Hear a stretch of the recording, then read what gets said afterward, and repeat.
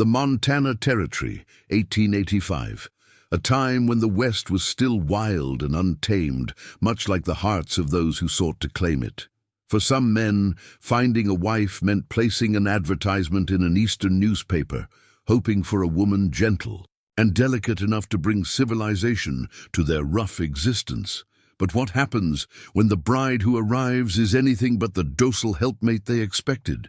Before we jump back in, tell us where you're tuning in from, and if this story touches you, make sure you're subscribed because tomorrow I've saved something extra special for you. This is the story of Eleanor Reed, a woman whose fiery spirit and unwavering determination led 3 potential husbands to send her back east before she even unpacked her trunk. A woman labeled too fierce for frontier life until she met Jackson Miller, a rancher whose battle scars ran deeper than the ones visible on his weathered face.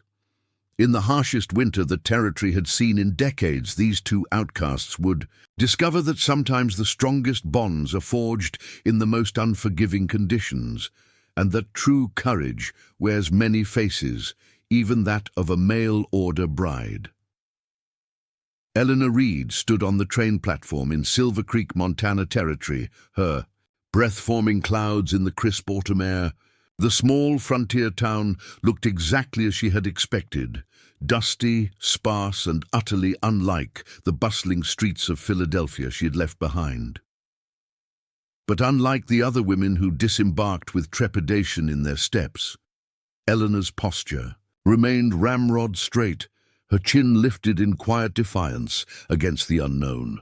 At 26, Eleanor was considered firmly on the shelf back east, too outspoken, too educated, too unwilling to simper and pretend fascination with men's opinions when she had plenty of her own. After her father's death left her penniless, becoming a mail order bride had seemed the most practical solution, even if it meant leaving behind everything familiar. Miss Reed. A man approached, hat in hand. He was shorter than she had imagined, with a nervous twitch to his mustache. This was Henry Dawson, the mercantile owner who had written such promising letters about building a life together in this new territory. "Mr. Dawson," Eleanor extended her gloved hand, which he took with visible surprise. "I trust the journey from Billings wasn't too troublesome for you." "No, not at all." His eyes darted over her tall frame and the practical cut of her traveling dress. No frills or excessive decoration adorned her attire. Eleanor believed in function over frivolity. "You're taller than I expected." Eleanor had heard this comment often enough that she no longer felt the need to apologize for her height. "Yes, it runs in my family." Henry cleared his throat. "Well, I've arranged a room for you at the boarding house. We can be married by Pastor Wilson tomorrow if that suits. I'd prefer to have a few days to settle, Mr. Dawson. Getting to know one another before we enter into marriage seems sensible, don't you think?" Her direct gaze caused him to blink rapidly. Of course. Very sensible." Their walk to the boarding house was filled with Henry's nervous chatter about the town, the coming winter, and the merchandise expected on next month's supply train. Eleanor asked pointed questions about the store's accounting practices and inventory management, topics that seemed to fluster Henry rather than impress him with her business acumen. "You seem to have quite the head for figures, Miss Reed," he finally commented as they reached the boarding house steps. "My father was an accountant. He believed daughters should be educated as thoroughly as sons would be." She smiled, remembering her father's patience as he taught her mathematics long after her mother had given up trying to interest her in needlepoint. How progressive of him. Henry's tone suggested this wasn't necessarily a compliment.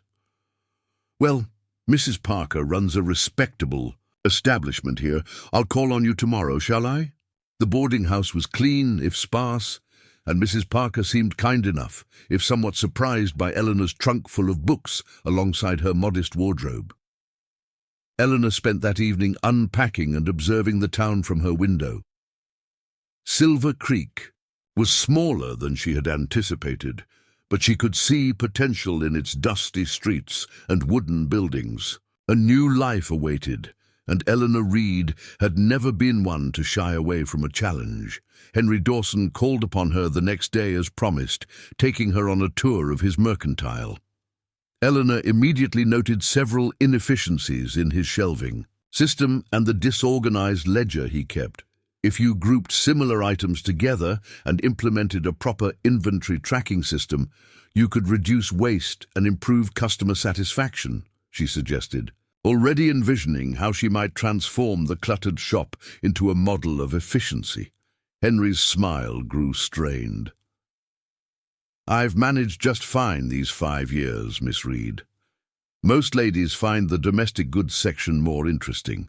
He attempted to guide her toward the fabric bolts and sewing notions. Eleanor followed, though her mind was still calculating potential improvements.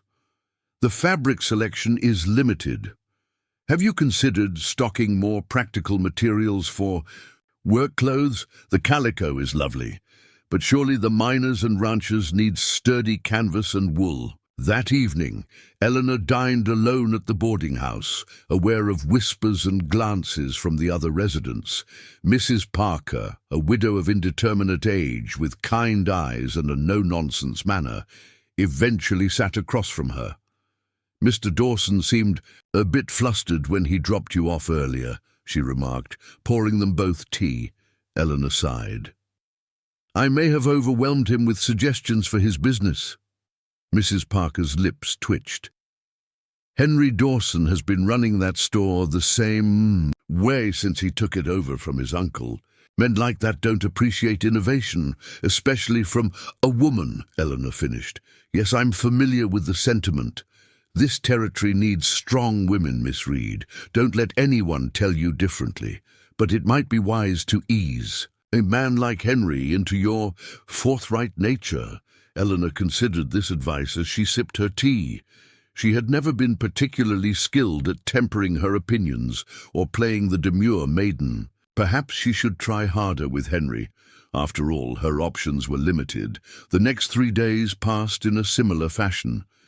Eleanor attempted to show interest in the aspects of mercantilist life that Henry deemed appropriate for a wife, arranging displays, welcoming customers with a smile, pouring coffee for the men who gathered to exchange news, but inevitably, her natural inclinations would emerge. She reorganized an entire shelf while Henry was occupied with a customer. She corrected his arithmetic when he miscalculated a sale. She debated territorial politics with a group of miners, displaying far more knowledge than Henry himself possessed.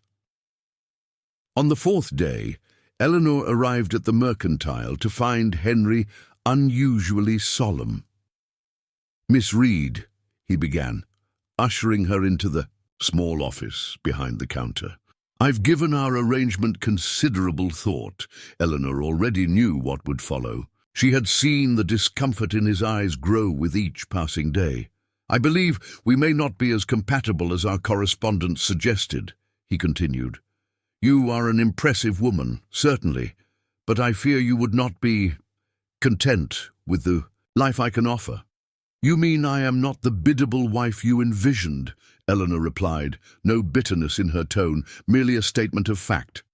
Henry at least had the grace to look embarrassed. "You deserve someone who can appreciate your unique qualities. I've taken the liberty of introducing your situation to Thomas Whitaker. He owns the lumber mill outside of town and has been seeking a wife. Perhaps you would be better matched."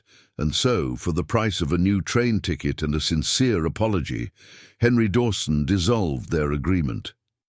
Eleanor found herself redirected to Thomas Whitaker's substantial home at the edge of town, where the widow who kept house for him eyed her with suspicion. Thomas Whitaker proved to be everything Henry Dawson was not: tall, confident and commanding. His lumber mill was the largest employer in the region, and he ran it with ruthless efficiency. Initially, Eleanor found his decisive nature refreshing after Henry's waffling. "I need a wife who understands business," he told her bluntly during their first dinner together. someone who can handle the social obligations that come with my position while I focus on expansion. Your background seems well suited.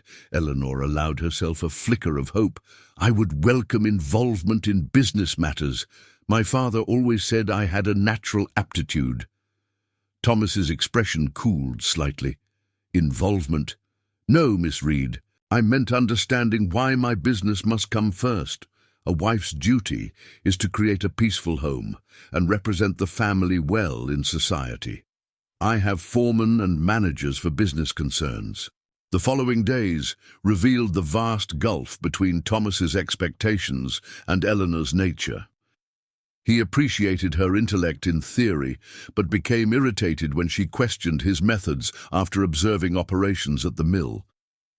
When she suggested improvements to the cutting line that could reduce waste, his expression darkened. My men won't take instruction from a woman, Miss Reed. It undermines my authority. But if the suggestion has merit, merit is irrelevant. Perception is everything. In business. The final break came when Eleanor, genuinely trying to be helpful, reorganized Thomas's office during his absence, implementing a filing system that would allow him to locate contracts and correspondence more efficiently. Thomas returned to find his papers in unfamiliar places, and Eleanor proudly explaining her system. Preparing and narrating this story took us a lot of time, so if you are enjoying it, subscribe to our channel. It means a lot to us. Now back to the story. His face flushed with anger. This is exactly what I feared. You overstep your bounds at every turn. A wife should compliment her husband, not compete with him. 2 weeks after arriving in Silver Creek, Eleanor found herself once again at the boarding house, this time with an invitation to meet Samuel Cooper, the town banker. Mrs. Parker's expression was sympathetic as she welcomed Eleanor back. Mr. Whitaker found me too assertive, Eleanor explained, unpacking her trunk for the second time. Assertive is one way to put it, Mrs. Parker replied with a small smile, though he used considerably less flattering terms at the barber shop yesterday.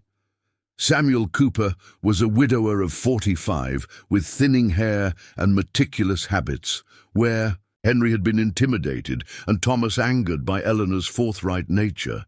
Samuel seemed merely amused. You've caused quite the stir in our little community, Miss Reed, he remarked over tea in his well-appointed parlour. 2 potential husbands. In less than a month, that might be a record for Silver Creek. Eleanor appreciated his humour, but remained cautious. I find that being honest about who I am from the beginning avoids disappointment later, Mr. Cooper. A commendable philosophy. I value honesty myself. My late wife, God rest her soul, was a gentle, nurturing woman. After 5 years alone, I find I miss female companionship, but I have no illusions about finding another like Martha. This pragmatic approach appealed to Eleanor. Perhaps a man who had already experienced a loving marriage would be more accepting of a different kind of partnership. Samuel was undeniably intelligent and cultured by frontier standards. His home contained more books than Eleanor had seen since leaving Philadelphia, and he engaged her in stimulating conversation about literature and current events. He seemed genuinely interested in her opinions and didn't flinch when she disagreed with him. For the first time since arriving in Montana, Eleanor allowed herself to believe she might have found a suitable match. Samuel didn't need her to pretend, to be something she wasn't. His established position meant he had nothing to prove, unlike Henry with his struggling business or Thomas with his empire-building ambitions. Their courtship proceeded smoothly for nearly 2 weeks. Samuel introduced Eleanor to the respectable families of Silver Creek, proudly showcasing her knowledge and wit. Eleanor began to envision a life as Mrs. Cooper, managing his household, reading by the fire on winter evenings, perhaps even assisting with some of the bank's correspondence. Then came the dinner party at Judge Wilson's home, where the conversation turned to the territorial governor's recent policies regarding land claims and water rights. Eleanor, who had thoroughly studied these issues before leaving Philadelphia, offered her analysis of how the new regulations might affect small ranchers. The table fell silent. Samuel's smile remained fixed, but something in his eyes hardened. Later, as they walked back to the boarding house, his manner was noticeably cooler. "You made quite an impression tonight," he said, his tone carefully neutral. "The water rights issue is fascinating from a legal perspective," Eleanor replied. "Judge Wilson seemed interested in my observations." "Yes, well," Samuel cleared his throat. "In the future, perhaps it would be best to let the men handle political discussions. A woman with too many opinions on such matters can make people uncomfortable." Eleanor stopped walking. "Are you uncomfortable with my opinions, Mr. Cooper?" Samuel sighed. "I admire your intelligence, Miss Reed, truly, but there's a difference between private intellectual discourse and public display. A banker's wife must be above reproach in all things, including knowing when to speak and when to smile politely, even when the smile conceals valuable insight." The familiar disappointment settled in Eleanor's chest. Another man who wanted. Her mind dimmed to make his shine brighter. "Especially then," Samuel replied, not unkindly. "The world has certain expectations, Miss Reed.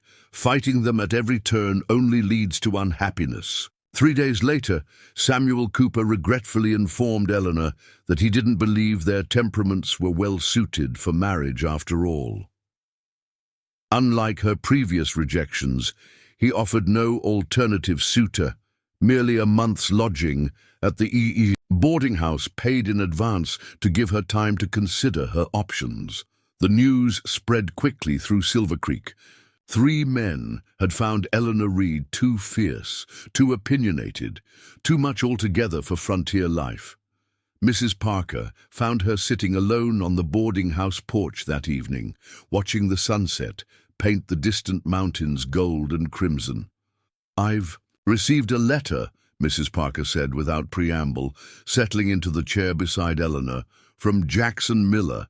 He owns the Double M Ranch about 20 miles north of here.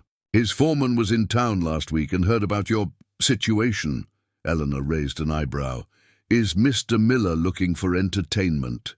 The tale of the unwanted mail-order bride must provide quite the amusement." "Jackson Miller isn't a man, and who finds amusement in much these days," Mrs. Parker replied soberly. "He lost his wife and son in a fire 5 years ago, nearly died trying to save them. Half his face and arm bear the scars of it." "How tragic," Eleanor murmured, her irritation fading. "He's a good man, hard, yes, and more comfortable with his horses than people since the tragedy, but fair. He needs a wife, not for company or society, but because his sister, who's been keeping house for him, is returning east to care for their ailing mother." Eleanor felt a flicker of indignation. "And he thinks I'm desperate enough to accept any offer. After 3 rejections." Mrs. Parker's steady gaze held no judgment. "He thinks a woman who speaks her mind might prefer straight talk to pretty words. He offers a marriage of convenience, room and board in exchange for running his household. No false expectations on either side." "That's unusually honest. That's Jackson Miller. He has no patience for pretense anymore." Mrs. Parker handed her the letter. "Read it yourself. He'll send a wagon at the end of the week if you're interested. If not, no hard feelings." Later that night, Eleanor read the brief, blunt letter by lamplight. The handwriting was strong but uneven, as if written by someone unused to correspondence or perhaps hampered by injury.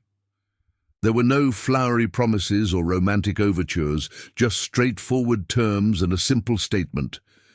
"I don't care about your past or what the town thinks. I need someone who can handle themselves and isn't afraid of hard work or hard truths."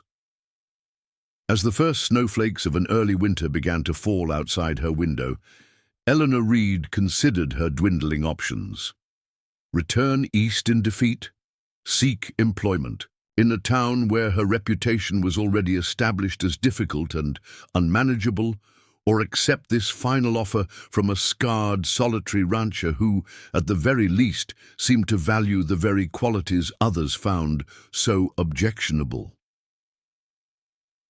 The snow continued to fall, heavier now, blanketing Silver Creek in white silence. By morning, the world would be transformed. Perhaps, Eleanor thought as she folded the letter, it was time she transformed as well, not by becoming less, as the others had wanted, but by finding a place where her strength might finally be an asset rather than a liability. With the first light of dawn, Eleanor Reed made her decision. She would meet Jackson Miller and see for herself if a battle-scarred rancher and a too-fierce bride might forge something honest from the ruins of their expectations. The wagon that arrived for Eleanor at week's end was sturdy but weathered. Much like the man who drove it, Walter Jenkins, the foreman of the Double M Ranch, was a leathery man in his 50s with sun-creased eyes and a no-nonsense demeanor. "Miss Reed?" He tipped his hat but didn't dismount. "Got room for one trunk, and whatever else you can fit in that space there." He gestured to a small area behind the seat. "Weather's turning. Best we get moving before it worsens." The sky hung heavy with the promise of more snow, confirming his assessment. Eleanor had packed her belongings with efficiency, prioritizing her books and practical clothing over the few frivolous items she'd brought from Philadelphia. Mrs. Parker pressed a small package into her hands as they said their goodbyes.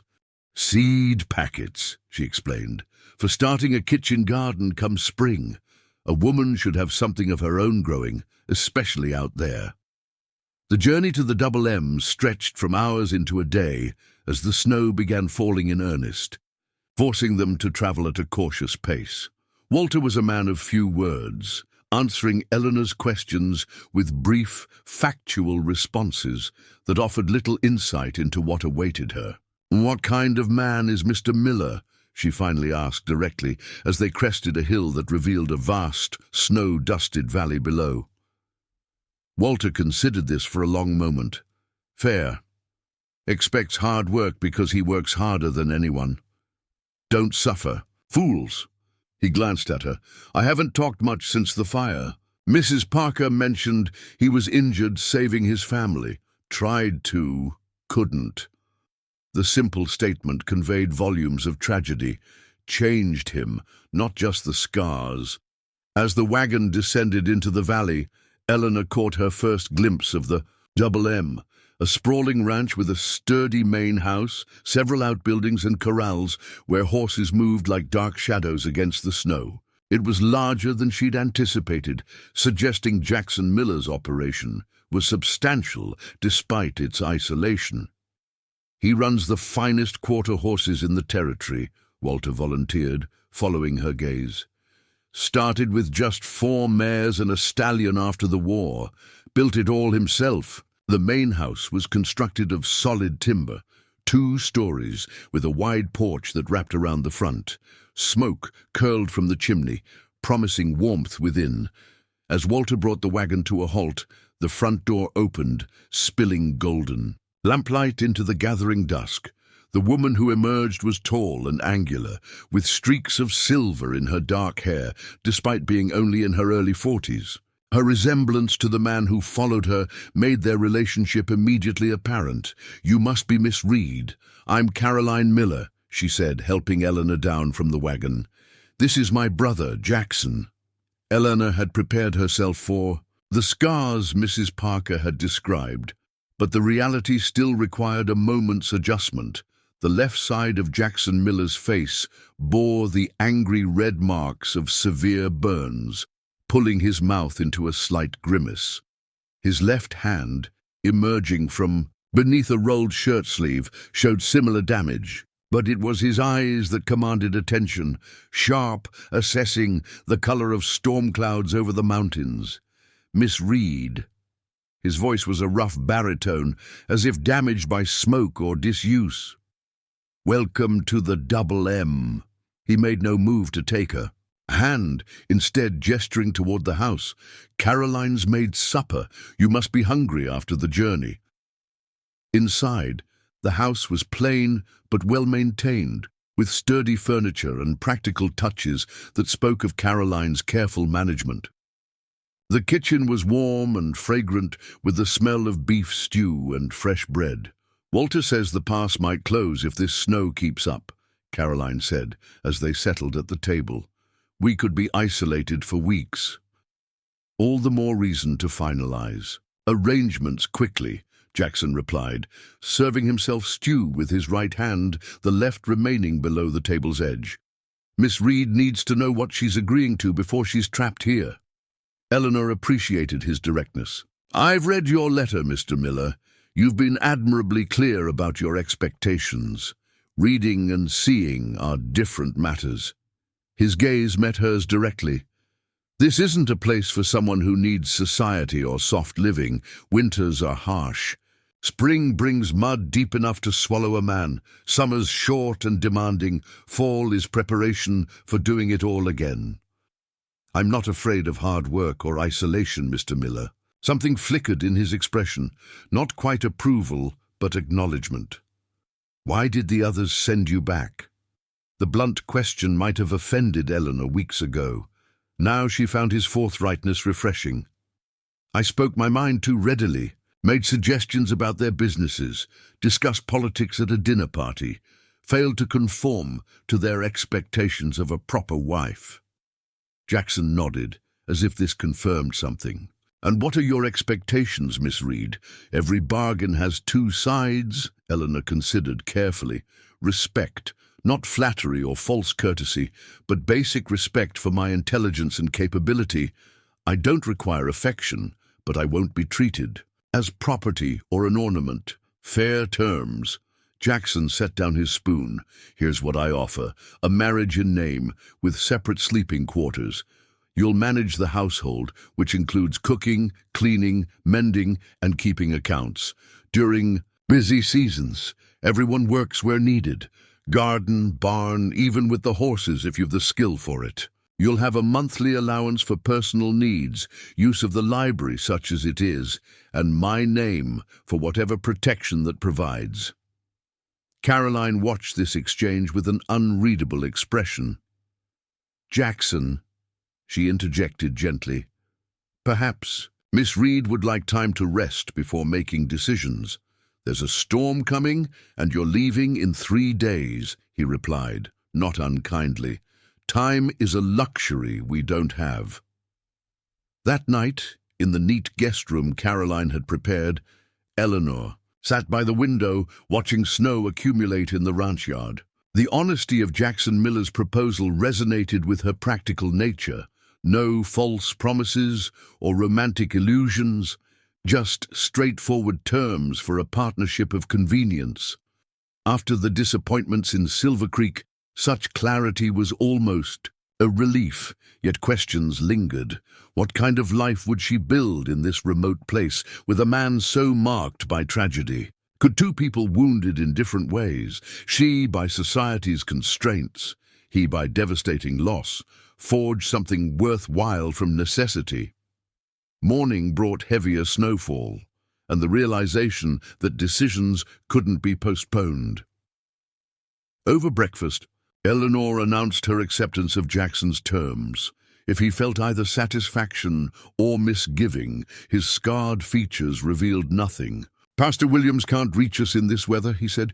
"We'll need to formalize things once the road's clear. In the meantime, Caroline will show you the household operations." The next 2 days passed in a flurry of activity as Caroline transferred her knowledge of running the Double M household.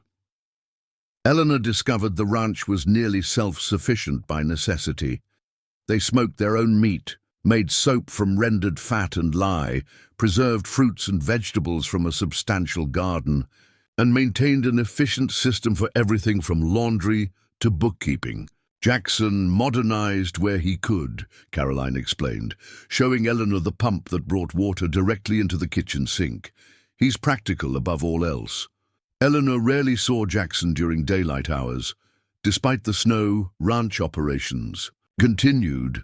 Horses needed tending, repairs couldn't wait for fair weather, and the small crew of hands who lived in the bunkhouse required management. He returned each evening covered in snow, ate quickly, and retreated to his study, where Eleanor sometimes heard him moving about late into the night.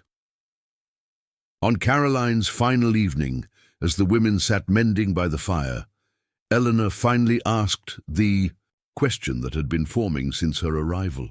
"He seems to live only for work. Is there nothing else that brings him joy?" Caroline's hands still. Before the fire, Jackson was different, laughed easily, sang to his son at bedtime. Elizabeth, his wife, could calm him with just a word when his temper flared. She resumed her stitching. Now the horses come closest, especially that black stallion Tempest. Saving that animal from a mountain lion attack was the first time I saw a spark of the old Jackson after the tragedy. How did he come to think of taking another wife after such a loss? He didn't. It was my idea. Caroline tied off her thread. Mother's health is failing, and Jackson refused to leave the ranch to accompany me east. I told him he needed someone to manage things here. Someone competent and strong-willed enough to handle this place and him. A small smile touched her lips. When Walter came back from town with stories of a mail-order bride too fierce for Silver Creek's menfolk, I knew we'd found the right candidate. The morning of Caroline's departure dawned clear and cold. The snow had stopped, leaving a pristine white landscape under a brilliant blue sky.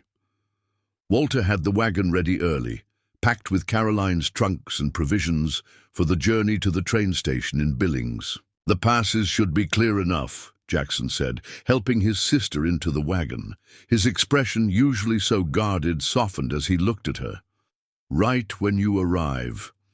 "Take care of each other," Caroline replied, her gaze moving meaningfully between Jackson and Eleanor. "And remember what I said about patience." As the wagon disappeared down the long drive, Eleanor felt the weight of responsibility settle fully on her shoulders. She was now effectively mistress of the Double M, married or not, with a household to run and a wounded man's trust to justify. "I've worked in the North Pasture," Jackson said, already turning toward the barn. "Supper at 6. Left alone, Eleanor spent the day familiarizing herself with the house, the pantry with its carefully preserved stores, the linen closet stacked with Caroline's meticulous handiwork, the small library containing an eclectic collection of books that revealed more about Jackson Miller than he perhaps realized. Practical volumes on horse breeding and ranch management sat alongside poetry collections and well-worn copies of Shakespeare and Dickens. By late afternoon, Eleanor had prepared a hearty stew and bread for the evening meal. As she worked, she contemplated the strange turn her life had taken. A month ago, she had been a respectable spinster in Philadelphia, facing genteel poverty. Now she stood in a remote Montana ranch house, preparing to become the wife of a man she barely knew, a man who carried visible reminders of heartbreaking loss on his very skin. Jackson returned as the light was fading, stamping snow from his boots on the porch.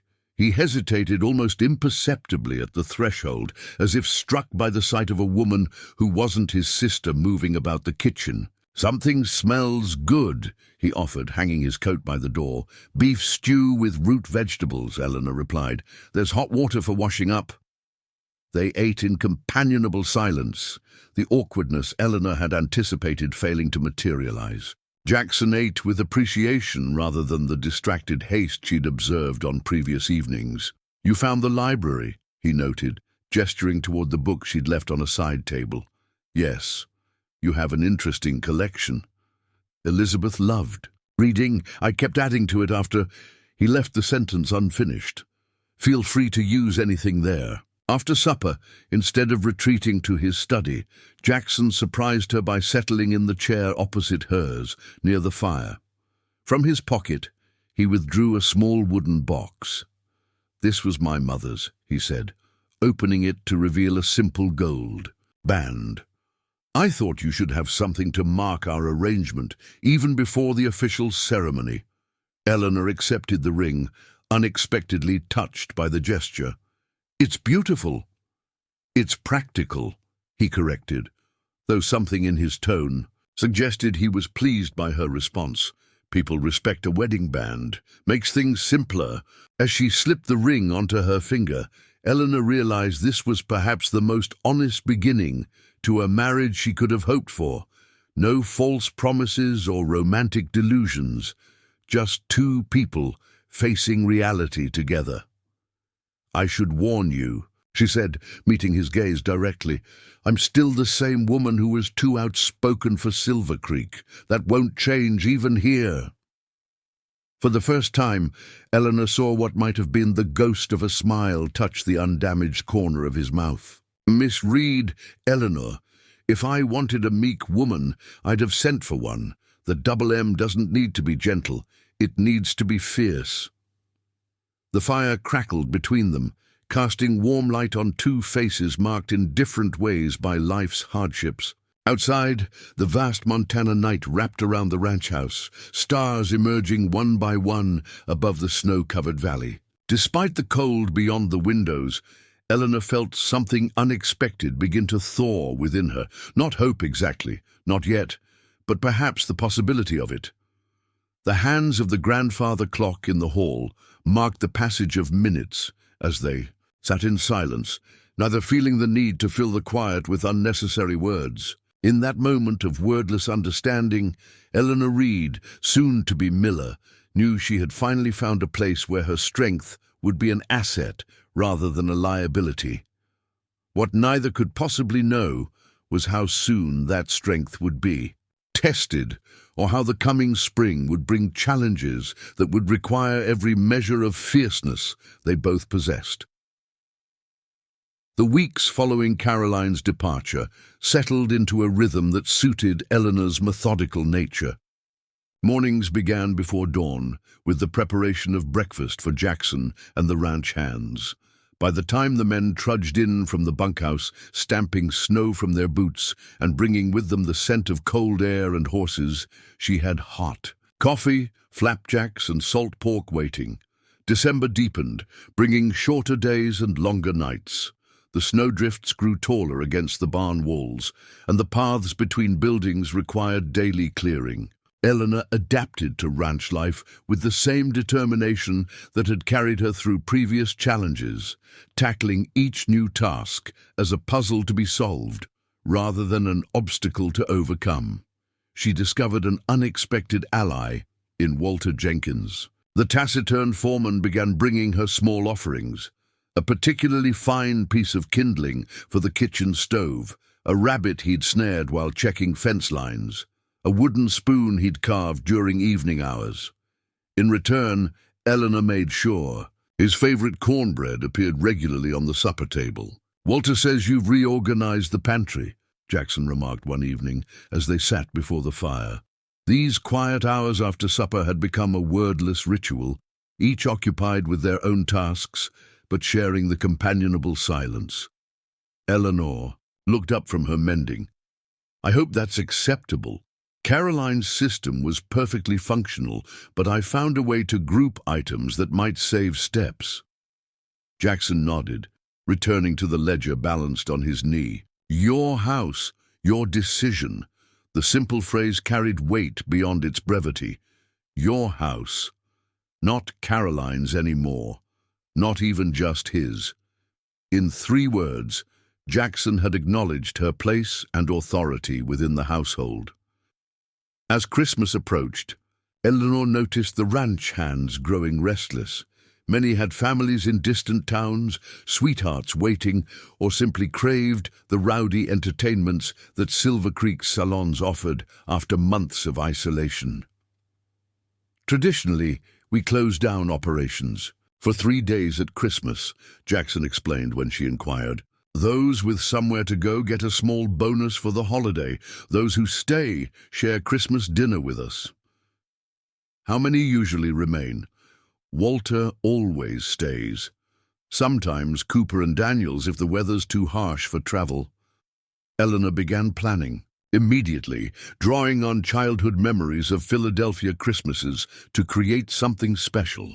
She set aside flour and sugar from their precious stores, dried fruit that had been carefully hoarded, and even broached the subject of slaughtering one of the chickens kept in the coop behind the house. Jackson raised an eyebrow at her ambitious menu, but offered no objection. If anything, she detected a flicker of something like anticipation in his usually guarded expression. 2 days before Christmas, while checking the root cellar for potatoes, Eleanor discovered a small pine sapling that had been carefully placed. Behind the barrels, its presence was puzzling until Walter appeared at her elbow, looking uncharacteristically sheepish. "Thought the house could use something festive," he mumbled. "Mr. Miller's wife always put up a tree." Eleanor's throat tightened unexpectedly. "That's very thoughtful, Walter. Would you help me bring it inside?" Together, they set up the tree in the parlor's front window. Eleanor found a box of simple ornaments in the attic: wooden stars, pine cones dipped in wax, red ribbon carefully preserved from previous years. As she decorated, she felt Jackson's presence in the doorway behind her. "Elizabeth loved Christmas," he said, his voice holding none of its usual gruffness. "Spent weeks preparing little surprises for everyone." It was the first time he had voluntarily spoken of his late wife, and Eleanor recognized the significance. What was her favorite part of the celebration?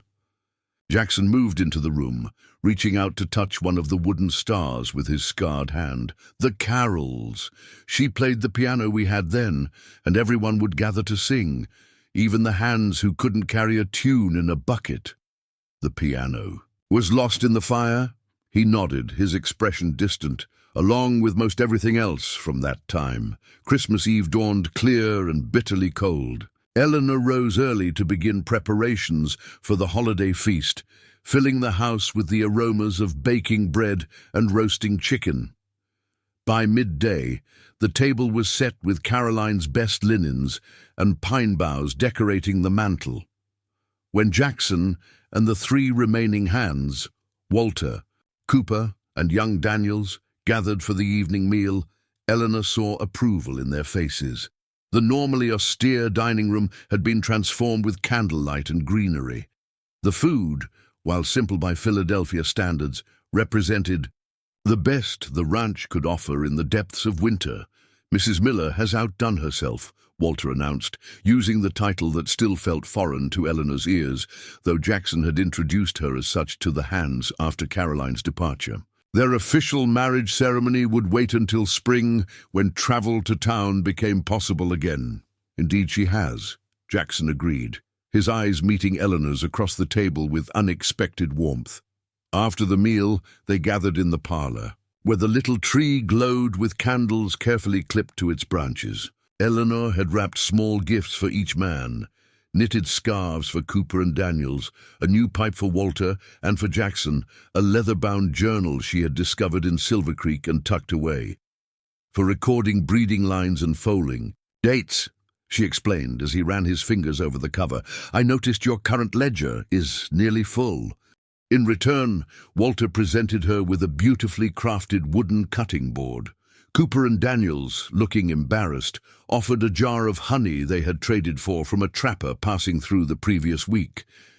Jackson disappeared briefly, returning with a small package wrapped in brown paper. "It isn't much," he said, handing it to Eleanor.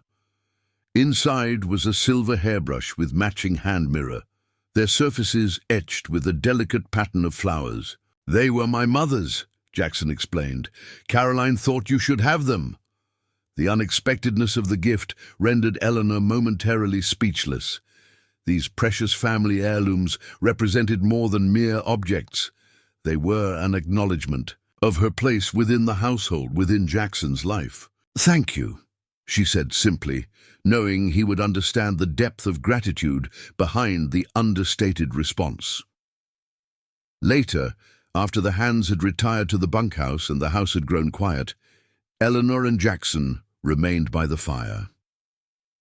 The Usual silence between them felt different somehow, warmer, less a barrier than a shared comfort. This was the first Christmas since the fire that felt like a celebration, Jackson said finally, his gaze fixed on the flames. Elizabeth would have approved. The compliment, indirect though it was, warmed Eleanor more than the fire before them. She had dreaded Christmas as a potentially painful reminder of all Jackson had lost. Instead, it had become a tentative bridge between past and present. January brought blizzards that confined everyone to their respective quarters for days at a time. Eleanor used the enforced isolation to tackle long-neglected mending, take inventory of their supplies, and read her way through Jackson's library. To her surprise, he began joining her more frequently in the evenings, sometimes bringing ranch accounts to review, other times simply sitting with a book of his own. It was during one such evening that Eleanor first noticed Jackson massaging. His scarred left hand, his face tightening with pain, he clearly thought concealed. "The cold makes it worse," he acknowledged when she inquired. "The skin doesn't stretch properly over the joints." Eleanor remembered an ointment her father had used for his rheumatism. "May I try something that might help?" Jackson hesitated, then extended his damaged hand across the space between them, a gesture that required more courage than facing a charging bull, Eleanor suspected. The scarred tissue felt tight and unyielding beneath her fingers as she worked. The salve gently into his skin. Jackson remained utterly still, his breathing shallow. Eleanor realized this might be the first time since his injury that anyone had touched his scars deliberately, with care rather than clinical assessment or barely concealed revulsion. "The fire took more than skin," he said unexpectedly, his voice low. "Full use of these fingers, certain expressions. People see the outside damage and think that's the worst of it." Eleanor continued her careful ministrations, understanding he needed to speak without the weight of her gaze. "What was the worst of it? Trust." The word emerged rough-edged. "In myself, in the future, holding anything worth having." The admission hung in the air between them, more intimate than any physical touch. Eleanor completed her task in silence, respecting the magnitude of what he had shared. "Thank you," he said simply, when she finished, flexing his fingers experimentally. "It does feel better." That night marked a subtle shift in their relationship. The careful distance Jackson had maintained began to dissolve, revealing glimpses of the man who existed beneath the scars and stoicism. February brought thaws and freezes in unpredictable cycles, making ranch work treacherous. The men returned, each evening exhausted, sometimes injured from falls on ice or kicks from nervous horses. Eleanor expanded her duties to include tending these injuries, applying poultices and bandages with the same efficiency she brought to household management. It was during one of these bitter cold spells that disaster struck. Jackson and Walter had ridden out at dawn to check on a group of pregnant mares isolated in a sheltered valley 2 miles from the main ranch. By midday, when they had not returned, young Daniels volunteered to look for them. He returned an hour later, his face white with cold and fear. "Avalanche in the North Valley," he gasped as Eleanor met him at the door. "Path to the mares is blocked. No sign of the boss or Walter."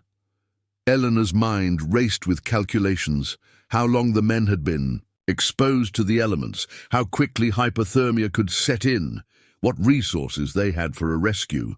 "Get Cooper and the others," she instructed Daniels. "Bring ropes, shovels, and the medical supplies from the pantry cabinet.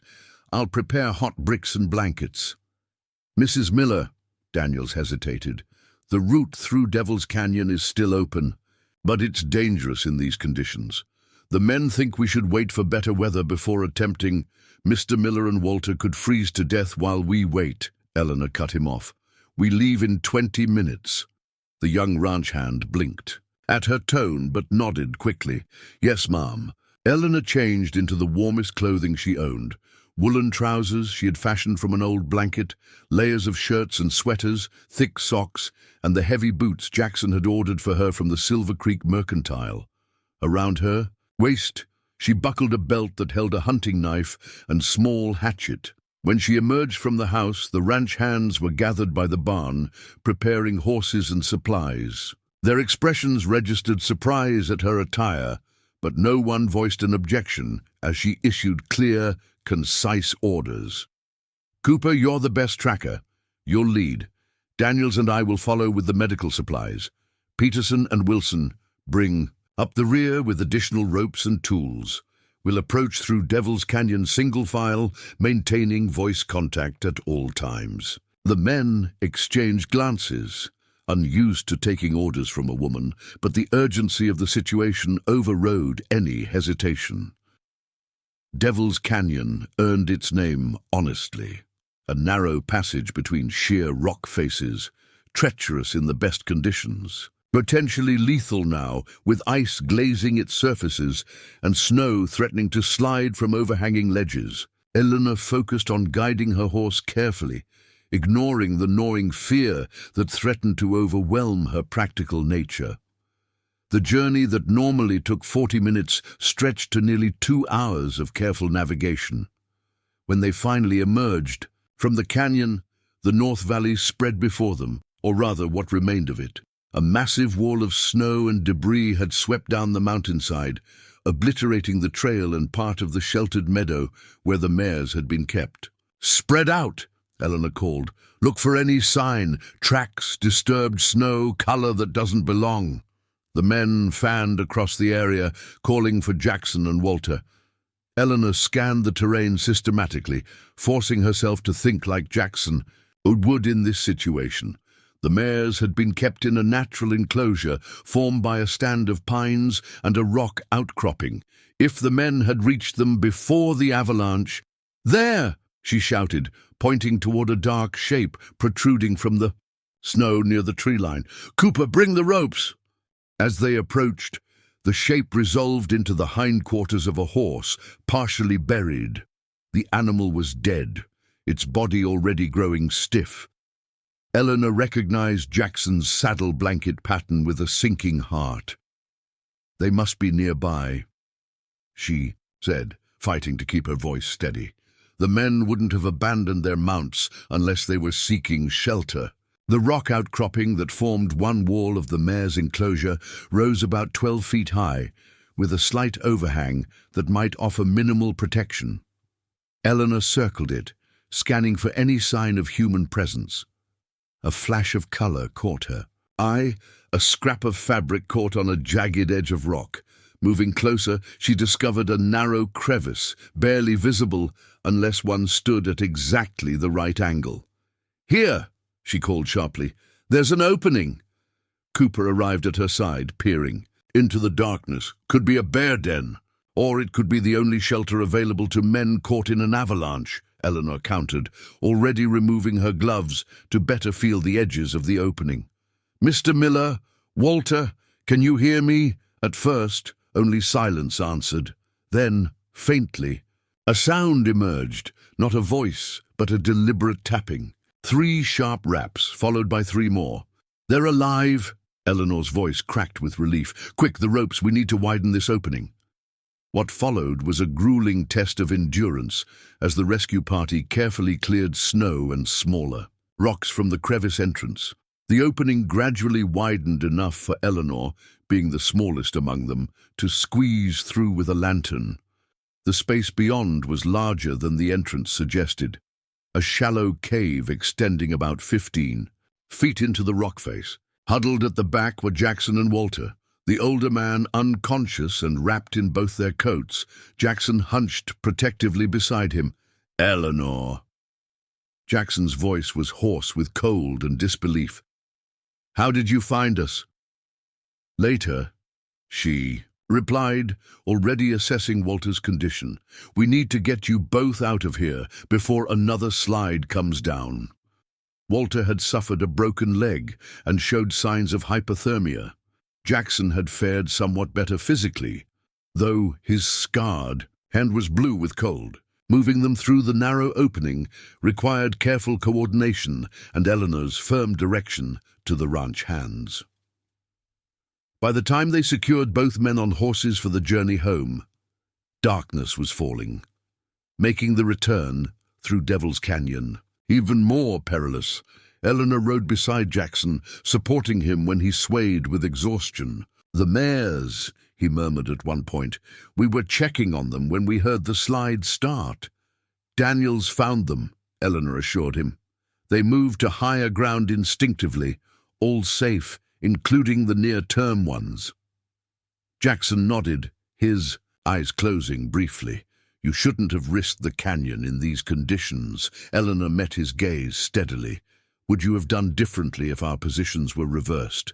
The question hung between them, finally answered with the barest hint of a smile on Jackson's wind-chapped lips. "No, but I would have expected no less from you." At that moment, as snowflakes began to fall around them and the difficult journey home still stretched ahead, Eleanor understood that something fundamental had changed. Jackson Miller had seen her not just as capable or fierce, but as his equal, someone who would risk everything for what mattered, just as he would. And in his eyes, Eleanor Reed, the mail-order bride rejected for being too fierce, had finally found what she had sought all along. Not just respect, but recognition of her true worth. The weeks following the avalanche rescue brought new dimensions to life at the Double M. Walter's recovery confined him to a bed in the main house, where Eleanor tended his broken leg and gradually nursed him back to health. Jackson, though physically less injured, fought a persistent cough that had developed after hours in the frigid cave. Lung fever, Eleanor diagnosed, recognizing the symptoms from her father's final illness. "You need rest and steam treatments." Jackson predictably resisted. "Spring foaling begins in 3 weeks. There's no time for coddling. And there's no time for burying the ranch owner either," Eleanor countered, meeting his stubborn glare with equal determination. "The men can manage the preparations. Cooper knows the breeding program almost as well as you do." Their battle of wills ended in compromise. Jackson would rest mornings and submit to treatments, then supervise afternoon work from the house porch, delegating tasks rather than performing them himself. This new arrangement inadvertently created opportunities for them to interact in ways they hadn't before. Eleanor included Jackson in household decisions previously handled solely by her. Jackson, for his part, began explaining ranch operations and breeding philosophies as they reviewed ledgers together at the kitchen table. "These bloodlines," Eleanor noted, tracing a finger along a complex chart of horse lineages, "you've developed them specifically for endurance and intelligence rather than pure speed." Jackson nodded, pleased by her observation. "Army scouts and serious ranchers need horses with sense, not just flash. A pretty stallion that spooks at shadows gets men killed in Indian territory." "You served with the cavalry during the war." It was the first direct reference either had made to his military past, though Eleanor had noticed the regimental photograph tucked in his desk drawer.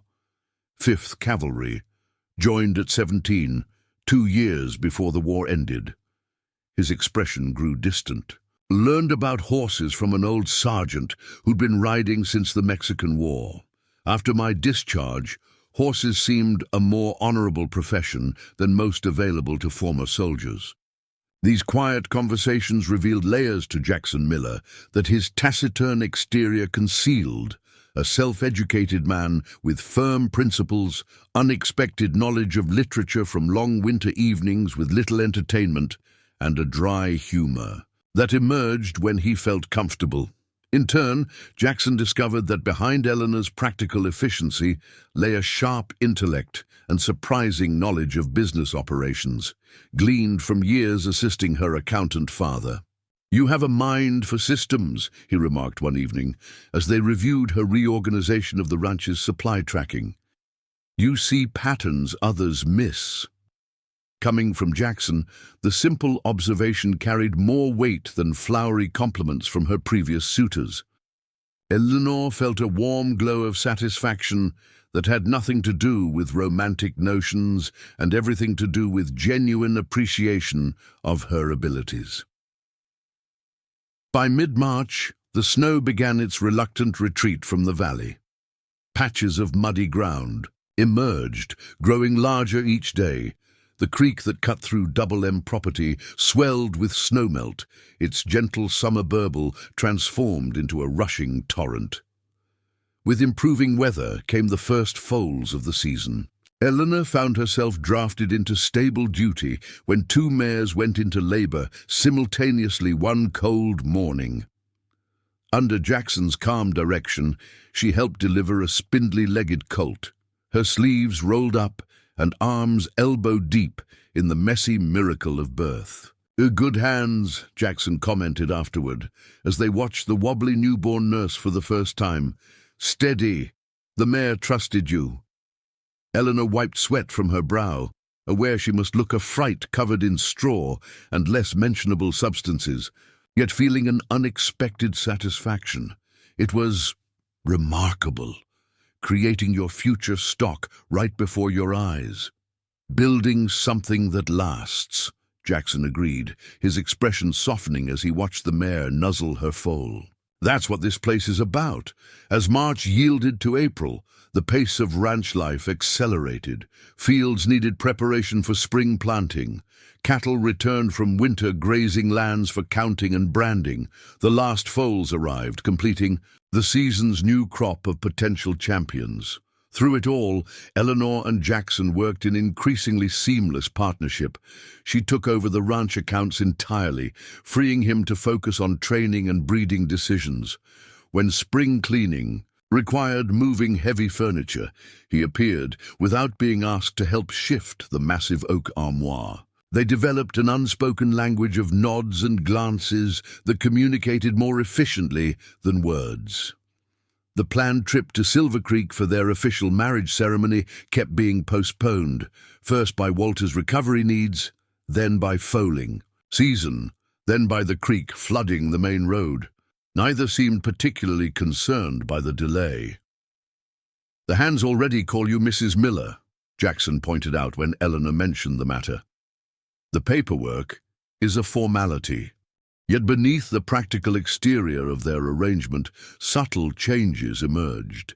Jackson began bringing Eleanor wildflowers he found while checking fence lines. Eleanor took particular care with the coffee cake she knew he favored. Their evening conversations by the fire stretched longer, occasionally veering into personal territory neither had previously broached. "Did you leave someone behind in Philadelphia?" Jackson asked one such evening. "A suitor your father might have approved of before his passing?" Eleanor considered the question, surprised by his interest in her past. "There was a mathematics professor at the university who expressed interest. My father thought highly of him. But you didn't. He wanted a wife who would enhance his social standing while requiring little genuine interaction. When he described our potential life together, I was to manage his household and appear decoratively at faculty functions, but otherwise occupy myself with appropriate female pursuits that wouldn't disturb his work."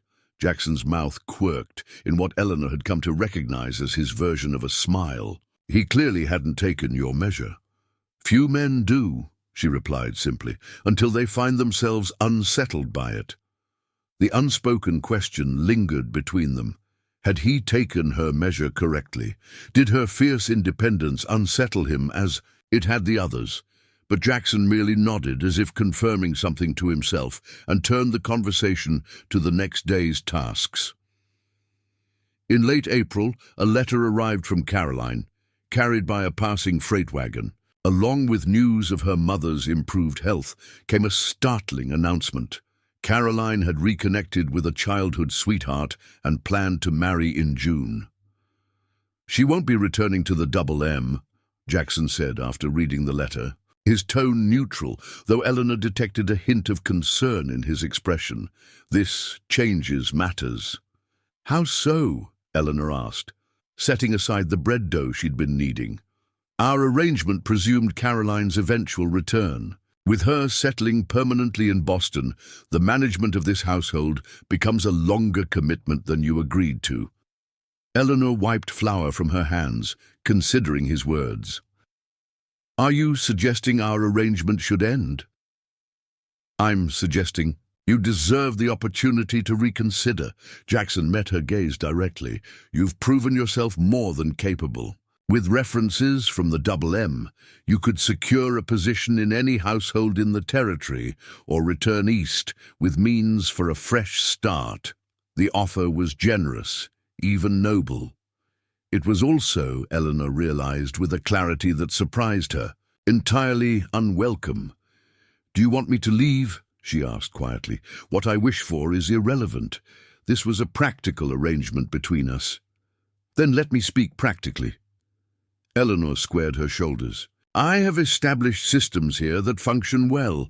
I've learned the rhythm of ranch operations and developed working relationships with the hands.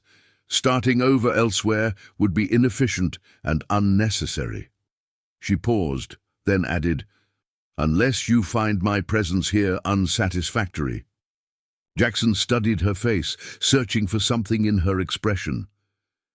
Your presence is far from unsatisfactory, Eleanor, but I won't hold you to terms that have fundamentally changed.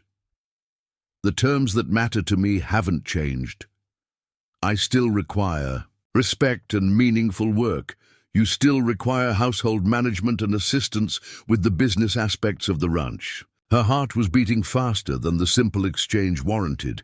The timeline is a minor adjustment.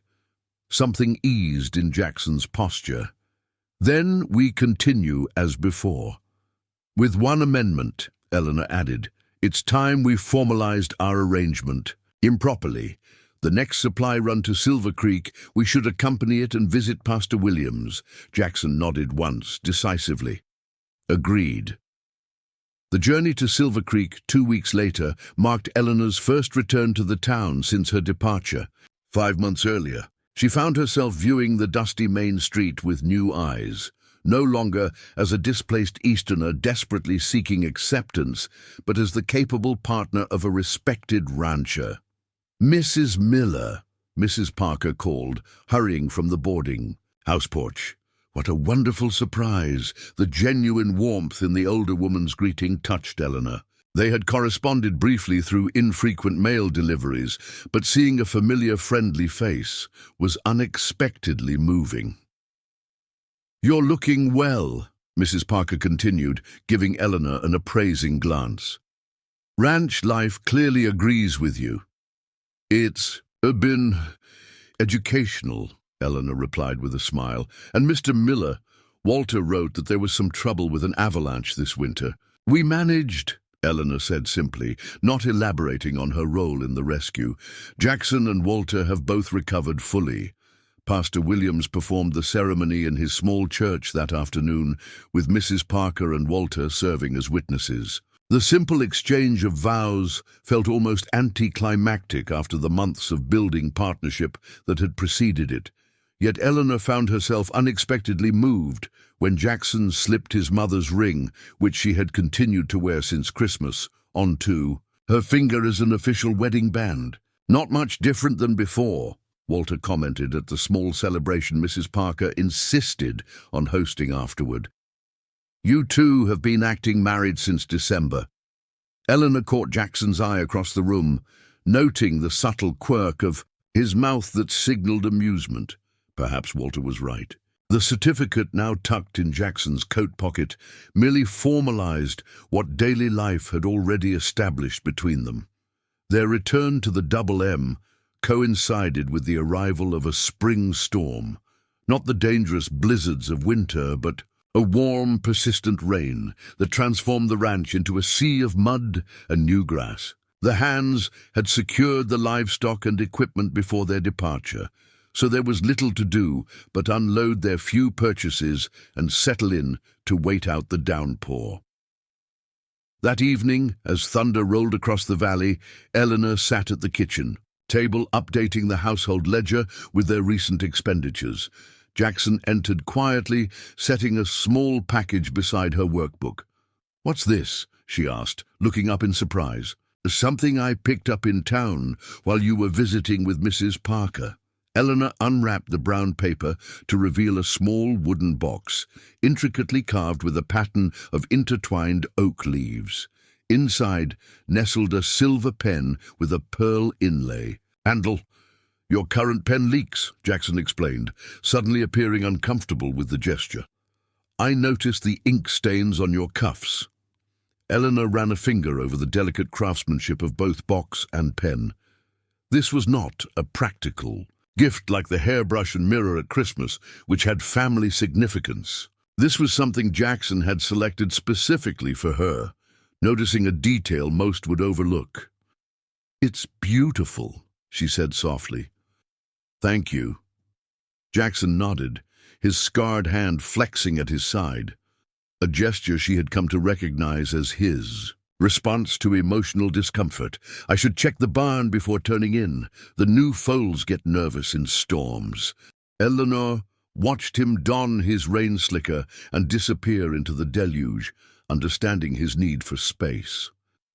Their relationship had developed according to clearly defined parameters: practical, respectful, and purposefully devoid of romantic entanglements. The gift represented a small step beyond those boundaries, and Jackson Miller was not a man who stepped carelessly.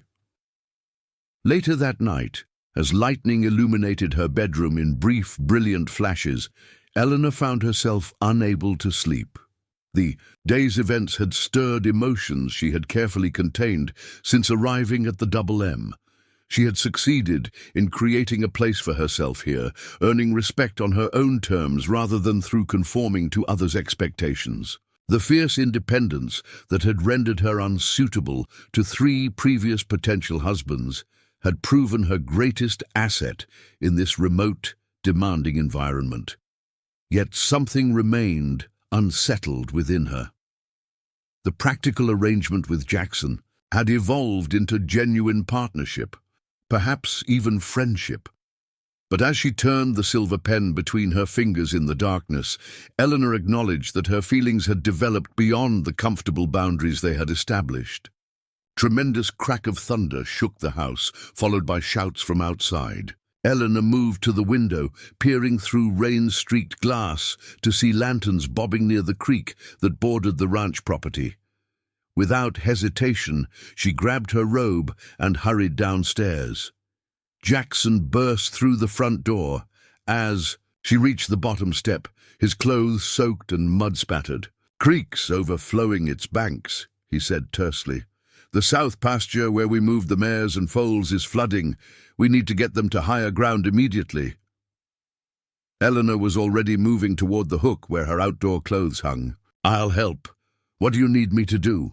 Jackson paused, taking in her resolute expression and ready stance. In that moment, something shifted in his gaze, a final barrier falling away. "Ride with me," he said simply. "The foals trust you." Outside, the rain fell in sheets, turning the world into a chaotic blur of water and mud.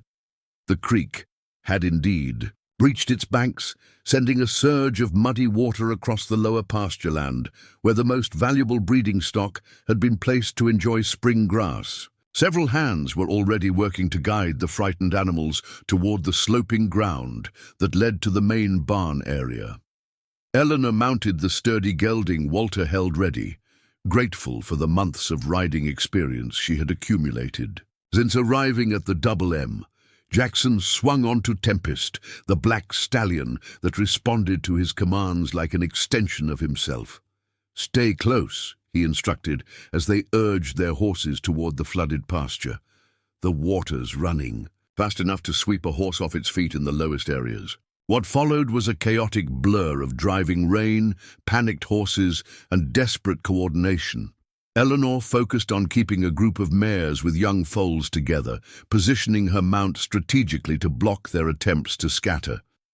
Jackson worked with Tempest to guide the entire herd toward the gate that would lead them to safety. The work required every ounce of concentration and riding skill Eleanor possessed. The frightened animals resisted direction, the foals struggled to keep pace in the deepening mud, and the roar of water and rain made verbal communication nearly impossible. Yet somehow, she and Jackson functioned as a seamless unit, anticipating each other's movements and compensating for the challenges the other faced. A flash of lightning revealed a mare and foal separated from the group, dangerously close to the rushing creek waters. Without hesitation, Eleanor guided her gelding toward them, calculating the safest approach through the flooded terrain. "Eleanor, wait!" Jackson's shout barely carried through the storm. But Eleanor had already committed to her course. She urged. Her mount threw water that reached above its knees, keeping a careful eye on the footing beneath. The mare watched her approach warily, positioning herself protectively before her foal. "Easy," Eleanor called, her voice gentling despite the storm's chaos. "Easy, girl. We're going to help you." Using techniques she had learned watching Jackson with fractious horses, Eleanor gradually earned the mare's guarded trust, eventually positioning herself to guide both animals toward higher ground. The foal stumbled once, nearly going under in a deeper section, but regained its footing with a desperate surge of gangly legs. By the time they reached the gate where Jackson waited, Eleanor was shivering with cold and exertion, but triumphant. The entire valuable breeding herd had been saved from the flash flood, with no injuries beyond minor scrapes and exhaustion. In the relative shelter of the barn's wide doorway, Jackson dismounted and reached up to help Eleanor from her saddle. His hands lingered at her waist as her feet touched the ground, steadying her when her legs trembled with fatigue. "That was either the bravest or most foolhardy thing I've seen," he said, his voice rough with emotion that belied the critical words. "You could have been swept away." Eleanor pushed wet hair from her face, too exhausted for pretense. "I couldn't let them drown. Not after watching that foal born, knowing how much work went into breeding that bloodline." "To hell with the bloodline." Jackson's hands tightened on her arms. "If anything had happened to you." The unfinished sentence hung between them, charged with meanings neither had allowed themselves to express. Eleanor met his gaze steadily despite the rain running down, her face and the violent trembling that had overtaken her body. "Nothing happened," she said softly. "We saved them together." Jackson's expression shifted, the careful control he maintained cracking to reveal something raw and powerful beneath. Without warning, he pulled her against him, one hand cradling the back of her head as his mouth found hers in a kiss that contained months of unspoken feelings. Respect transformed into admiration, partnership deepened into attachment, and something fiercer and more fundamental that neither had been willing to name. When they finally broke apart, both breathing heavily, Jackson rested his forehead against hers. "I never thought I'd find someone willing to fight as hard for this place as I do," he admitted, his voice barely audible above the storm. "Someone who sees its value beyond mere land and livestock." "A home worth defending," Eleanor murmured, understanding completely, "worth building together." Around them, the storm continued to rage, but within the shelter of the barn doorway, something new had weathered its first test and emerged stronger. A bond formed not from necessity or convenience, but from genuine recognition of equal spirits. The mail-order bride, too fierce for town life, had found not just acceptance, but appreciation in the scarred rancher who recognized the warrior in her heart. The morning after the flood brought clear skies and the daunting task of assessing damage. Eleanor woke early, her body aching from the previous night's exertions, but her mind surprisingly clear. The revelation of feelings between her and Jackson had shifted something fundamental, yet the practical demands of ranch life remained unchanged. She dressed and made her way to the kitchen, finding Jackson already at the table with maps of the property spread before him. He looked up when she entered, his expression softening in a way that made her heart quicken despite her exhaustion. "The creek receded to its banks," he reported. Walter and Cooper rode out at first light to check the south pasture fencing. Eleanor nodded, moving to the stove to prepare coffee. "And the animals?" "No losses among the breeding stock. 2 older geldings from the working string are missing. The hands are looking for them now." Their conversation maintained its usual efficiency, but beneath the practical exchange lay a new awareness. When Eleanor placed a coffee cup before him, Jackson's fingers brushed hers deliberately. When he explained his concerns about erosion, along the creek bed, he pulled her chair closer to his so she could better see the map.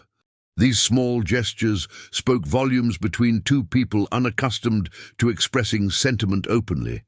They had acknowledged something profound during the storm, but neither seemed eager to define it with words that might constrain what was still evolving between them. The following days brought endless work. Fields that had been prepared for planting now required draining and reworking. Fences needed repair where floodwaters had damaged posts or washed away sections entirely. The road to Silver Creek was temporarily impassable where a culvert had collapsed. Through it all, Eleanor and Jackson worked in tandem, their existing partnership enhanced rather than complicated by their new understanding. If the ranch hands noticed the lingering glances or the way their hands sought each other in unguarded moments, they had the good sense not to comment. Only Walter, observing them across the supper table, allowed himself a knowing smile, quickly hidden behind his coffee cup. May arrived with a burst of wildflowers across the valley and the first visitors to the Double M since winter. 3 men on horseback appeared one afternoon, their mounts bearing the distinctive brand of the Circle T, a large cattle operation 2 valleys over. Eleanor was in the kitchen garden when they rode up, Jackson striding from the barn to meet them. From her vantage point, she could see the stiffness in his posture as he greeted the riders. "Afternoon, Miller," the lead rider called, a tall man with a silver-streaked beard and an air of authority. "Been a while." "Tucker," Jackson acknowledged with a curt nod. "What brings you to the Double M?" "Heard you got that black stallion of yours producing some fine foals. Thought it might be time to discuss business." Jackson's stance remained guarded. "Double M bloodlines aren't for sale, as I've told your foreman before." Tucker dismounted despite the cool reception, handing his reins to one of his companions. "Every man has his price, Miller, especially when winter floods damage his operation." His gaze traveled assessingly over the property, noting the repairs still in progress. Eleanor set aside her trowel and rose, brushing soil from her skirts as she approached the men.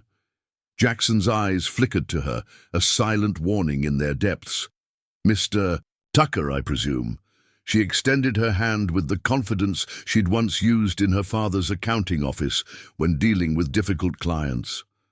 "Eleanor Miller, my husband and I welcome you to the Double M." Tucker's eyebrows rose in surprise as he automatically took her offered hand. "Miller, you old devil, no one mentioned you'd remarried." "Recent development," Jackson replied tersely. "Well, congratulations are in order then." Tucker's shrewd gaze shifted between them, recalculating his approach. "Perhaps we could discuss business over coffee. The ride from Circle T works up a thirst."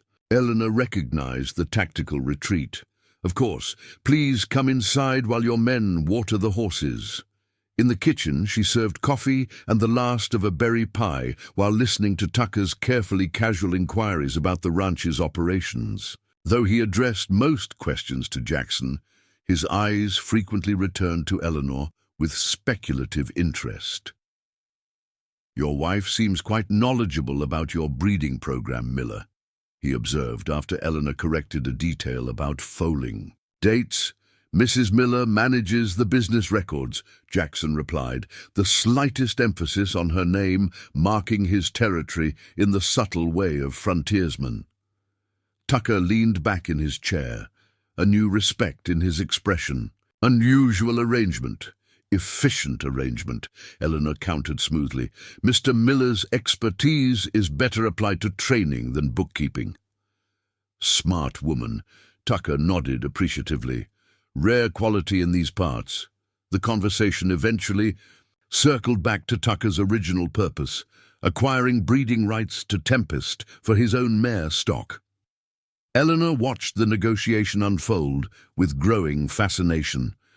Tucker was clearly a skilled businessman, alternating flattery with veiled threats about the economic challenges facing small operations like the M. Jackson remained unmoved.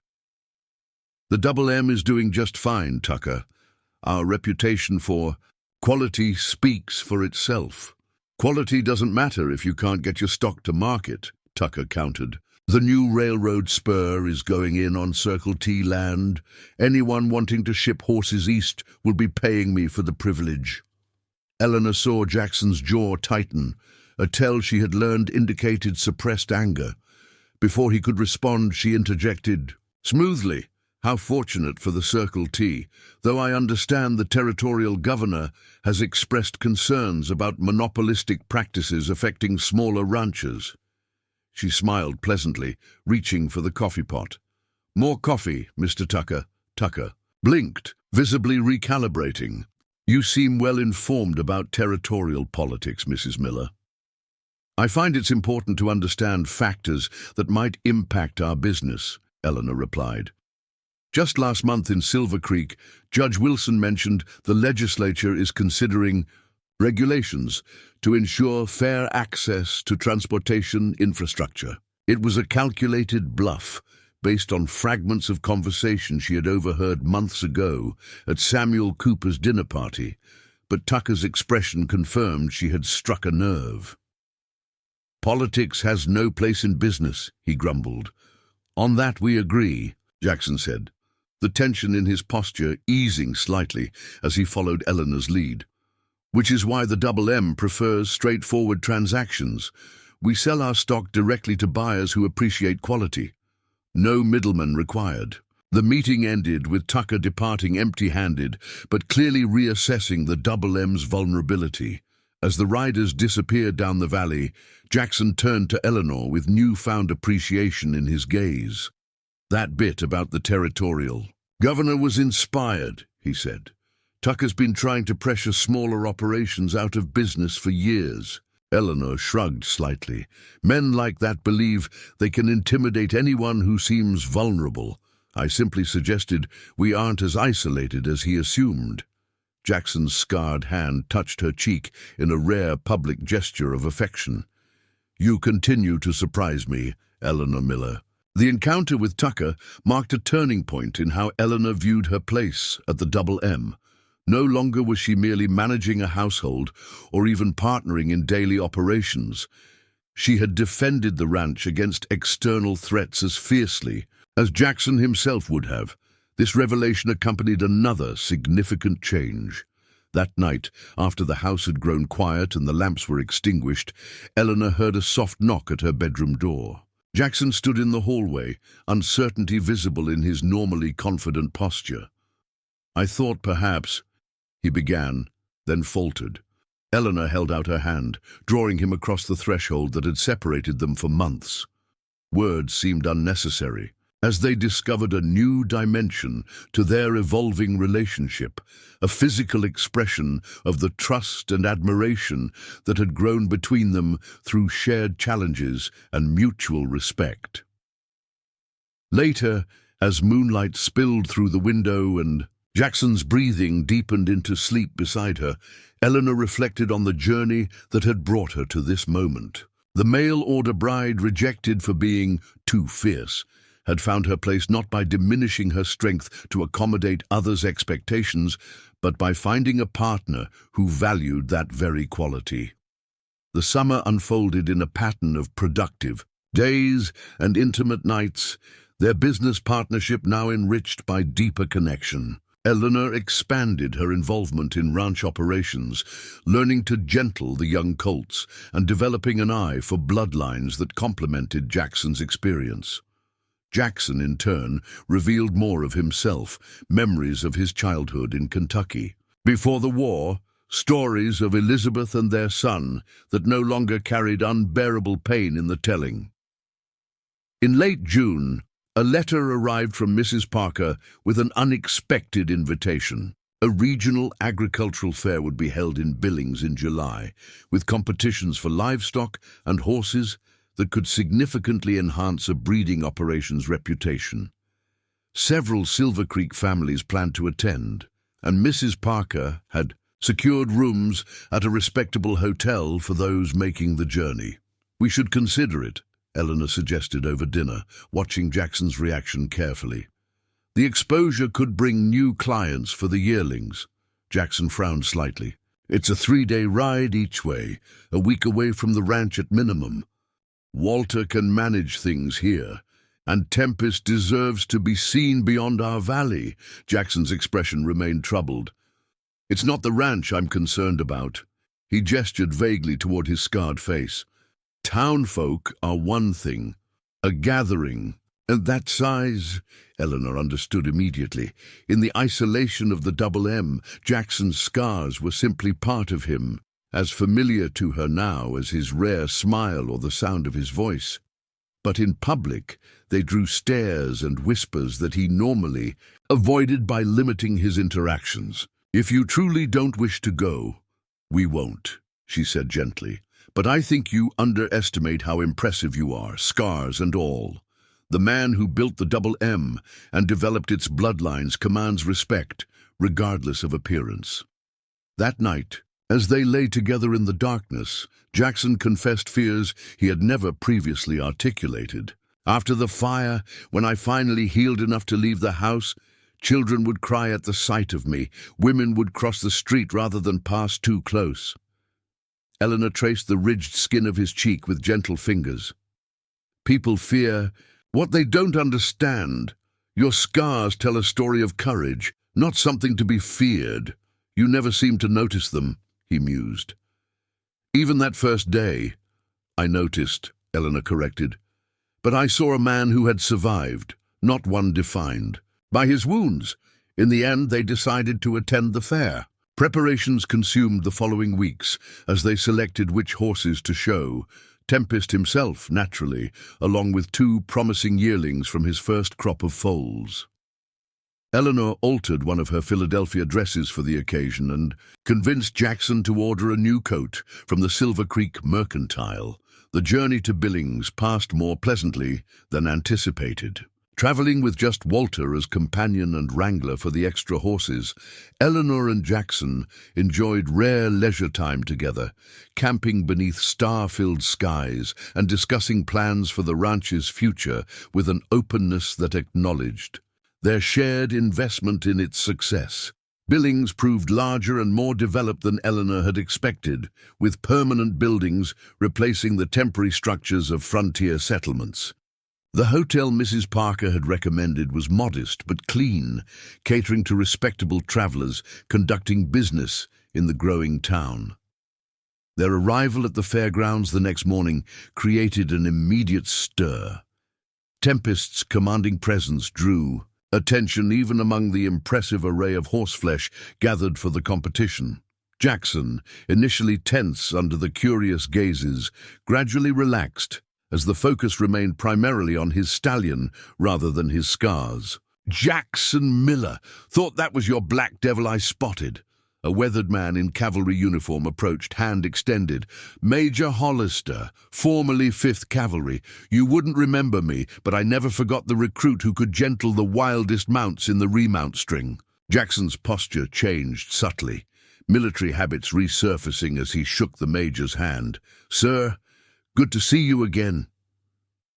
Hollister turned appreciative eyes toward Tempest. "You've done well for yourself, Miller. This animal's got the look of those Spanish horses you always admired. Andalusian bloodlines on his damn side." Jackson confirmed, a hint of pride entering his voice. Combined with quarter-horse strength. Smart cross. Hollister nodded approvingly. The Army's always looking for quality remounts. If your stock proves consistent, we could discuss a standing contract. The conversation continued, drawing other breeders and potential buyers as word spread of the exceptional black stallion from the Double M. Eleanor watched with quiet satisfaction as Jackson's initial self-consciousness gave way to confident expertise when discussing his breeding program. The fair's first day concluded with Tempest earning a blue ribbon in his class, the judges praising his conformation and temperament. That evening, at a social gathering for participants, Eleanor found herself approached by Mrs. Parker, who embraced her warmly. "My dear, you're positively glowing," the older woman observed. "Ranch life clearly agrees with you.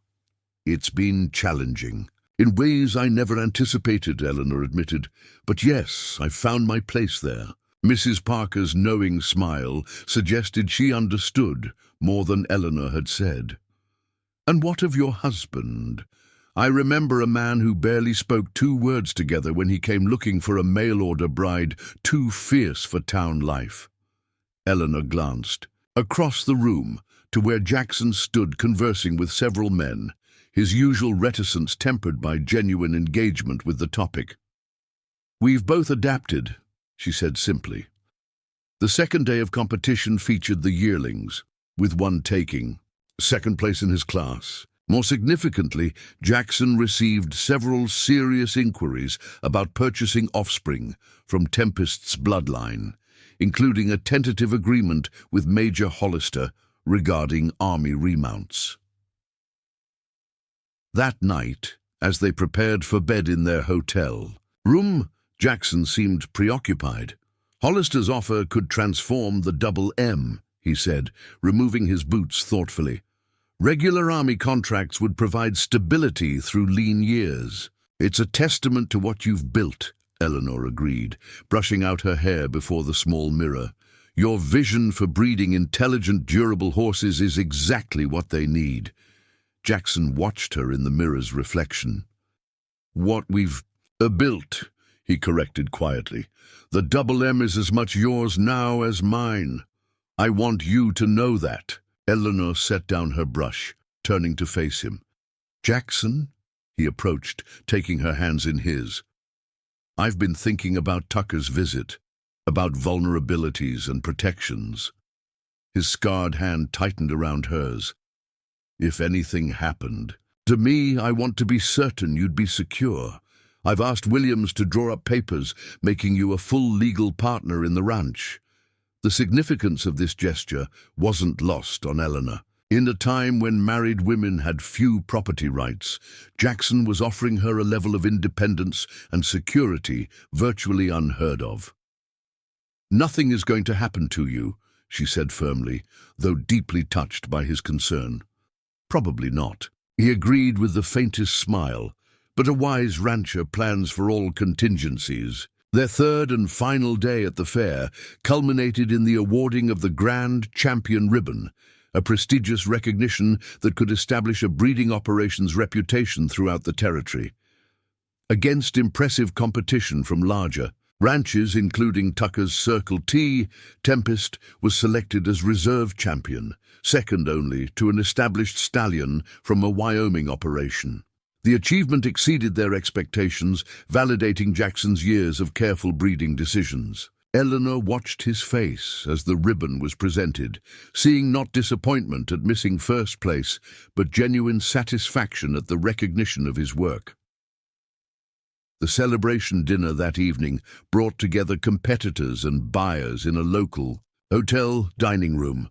Eleanor found herself seated near the wives of several prominent ranchers, women who initially viewed her with curiosity bordering on suspicion. "Mrs. Miller, we understand you take an unusual interest in your husband's breeding program," one woman remarked, her tone suggesting this was hardly proper. Eleanor smiled pleasantly. "The Double M is our shared enterprise. My husband's expertise with horses complements my skill with business matters. How progressive, another commented, exchanging glances with her companions. How practical, Eleanor corrected gently. Frontier life demands adaptability, wouldn't you agree? Before the conversation could continue, a commotion erupted near the bar, where several men, including Tucker from the Circle T, had been drinking heavily. Tucker's voice rose above the general conversation, deliberately pitched to carry. Second, place to a scarred man with a mail-order bride. What's this territory coming to? His contemptuous laugh drew uncomfortable silence from those nearby. Heard she was rejected by half of Silver Creek before Miller took her in. Too fierce, they said. Guess a man with half a face can't be choosy. Eleanor felt the words like a physical blow, not for herself, but for Jackson. She turned to find him already on his feet, his expression dangerously still as he moved toward Tucker. Without hesitation, Eleanor intercepted him, placing a restraining hand on his arm. "This isn't the battlefield for us," she murmured, pitching, her voice for his ears alone. "Remember what's at stake. The army contract, their reputation, everything they had built. All could be jeopardized by a public brawl, regardless of the provocation." For a tense moment, Jackson remained rigid, with barely controlled fury. Then, almost imperceptibly, he nodded. Together they turned toward Tucker, who watched their approach with drunken belligerence. "Mr. Tucker," Eleanor addressed him with perfect composure despite the room's hushed attention, "I believe congratulations are in order for your third-place finish. Quite respectable for a breeding program still establishing quality bloodlines." The barbed compliment hit its mark. Tucker's face flushed darker with anger and embarrassment. "Now you let your wife fight your battles, Miller?" "My wife," Jackson replied with deliberate emphasis, "understands that true victory isn't measured in ribbons, but in respect earned through integrity and hard work." He placed his arm around Eleanor's waist. "Something the Circle T might consider emulating." A ripple of appreciative murmurs spread through the onlookers. Major Hollister stepped forward, his military bearing commanding attention. "Well said, Miller. The Army values character in its suppliers as much as quality in its horses." He extended his hand to Jackson. "I look forward to finalizing our arrangement when the paperwork is prepared." Tucker, effectively dismissed and publicly chastised, retreated to the bar amid whispers and sidelong glances. Eleanor and Jackson accepted congratulations from others who seemed eager to distance themselves from Tucker's outburst by demonstrating their own approval of the double. M's success. Later, as they prepared to return to their hotel, Major Hollister approached once more. "Miller, Mrs. Miller," he acknowledged them both equally. "That was well handled. Tucker's been throwing his weight around these gatherings for years. About time someone showed him breeding fine horses takes more than money and intimidation." "We appreciate your support, Major," Eleanor replied. "Character matters, Mrs. Miller, in horses and in people." Hollister's gaze moved between them. "The double M seems to have an eye for both. I suspect we'll be hearing much more about your operation in the coming years." As they walked the short distance to their hotel, Jackson remained unusually quiet. Only when they reached their room did he finally speak. "You stopped me from making a serious mistake back there. Tucker was baiting me deliberately, hoping I'd react like a hothead and discredit myself." Eleanor removed her shawl, considering his words. "It wasn't just calculation, Jackson.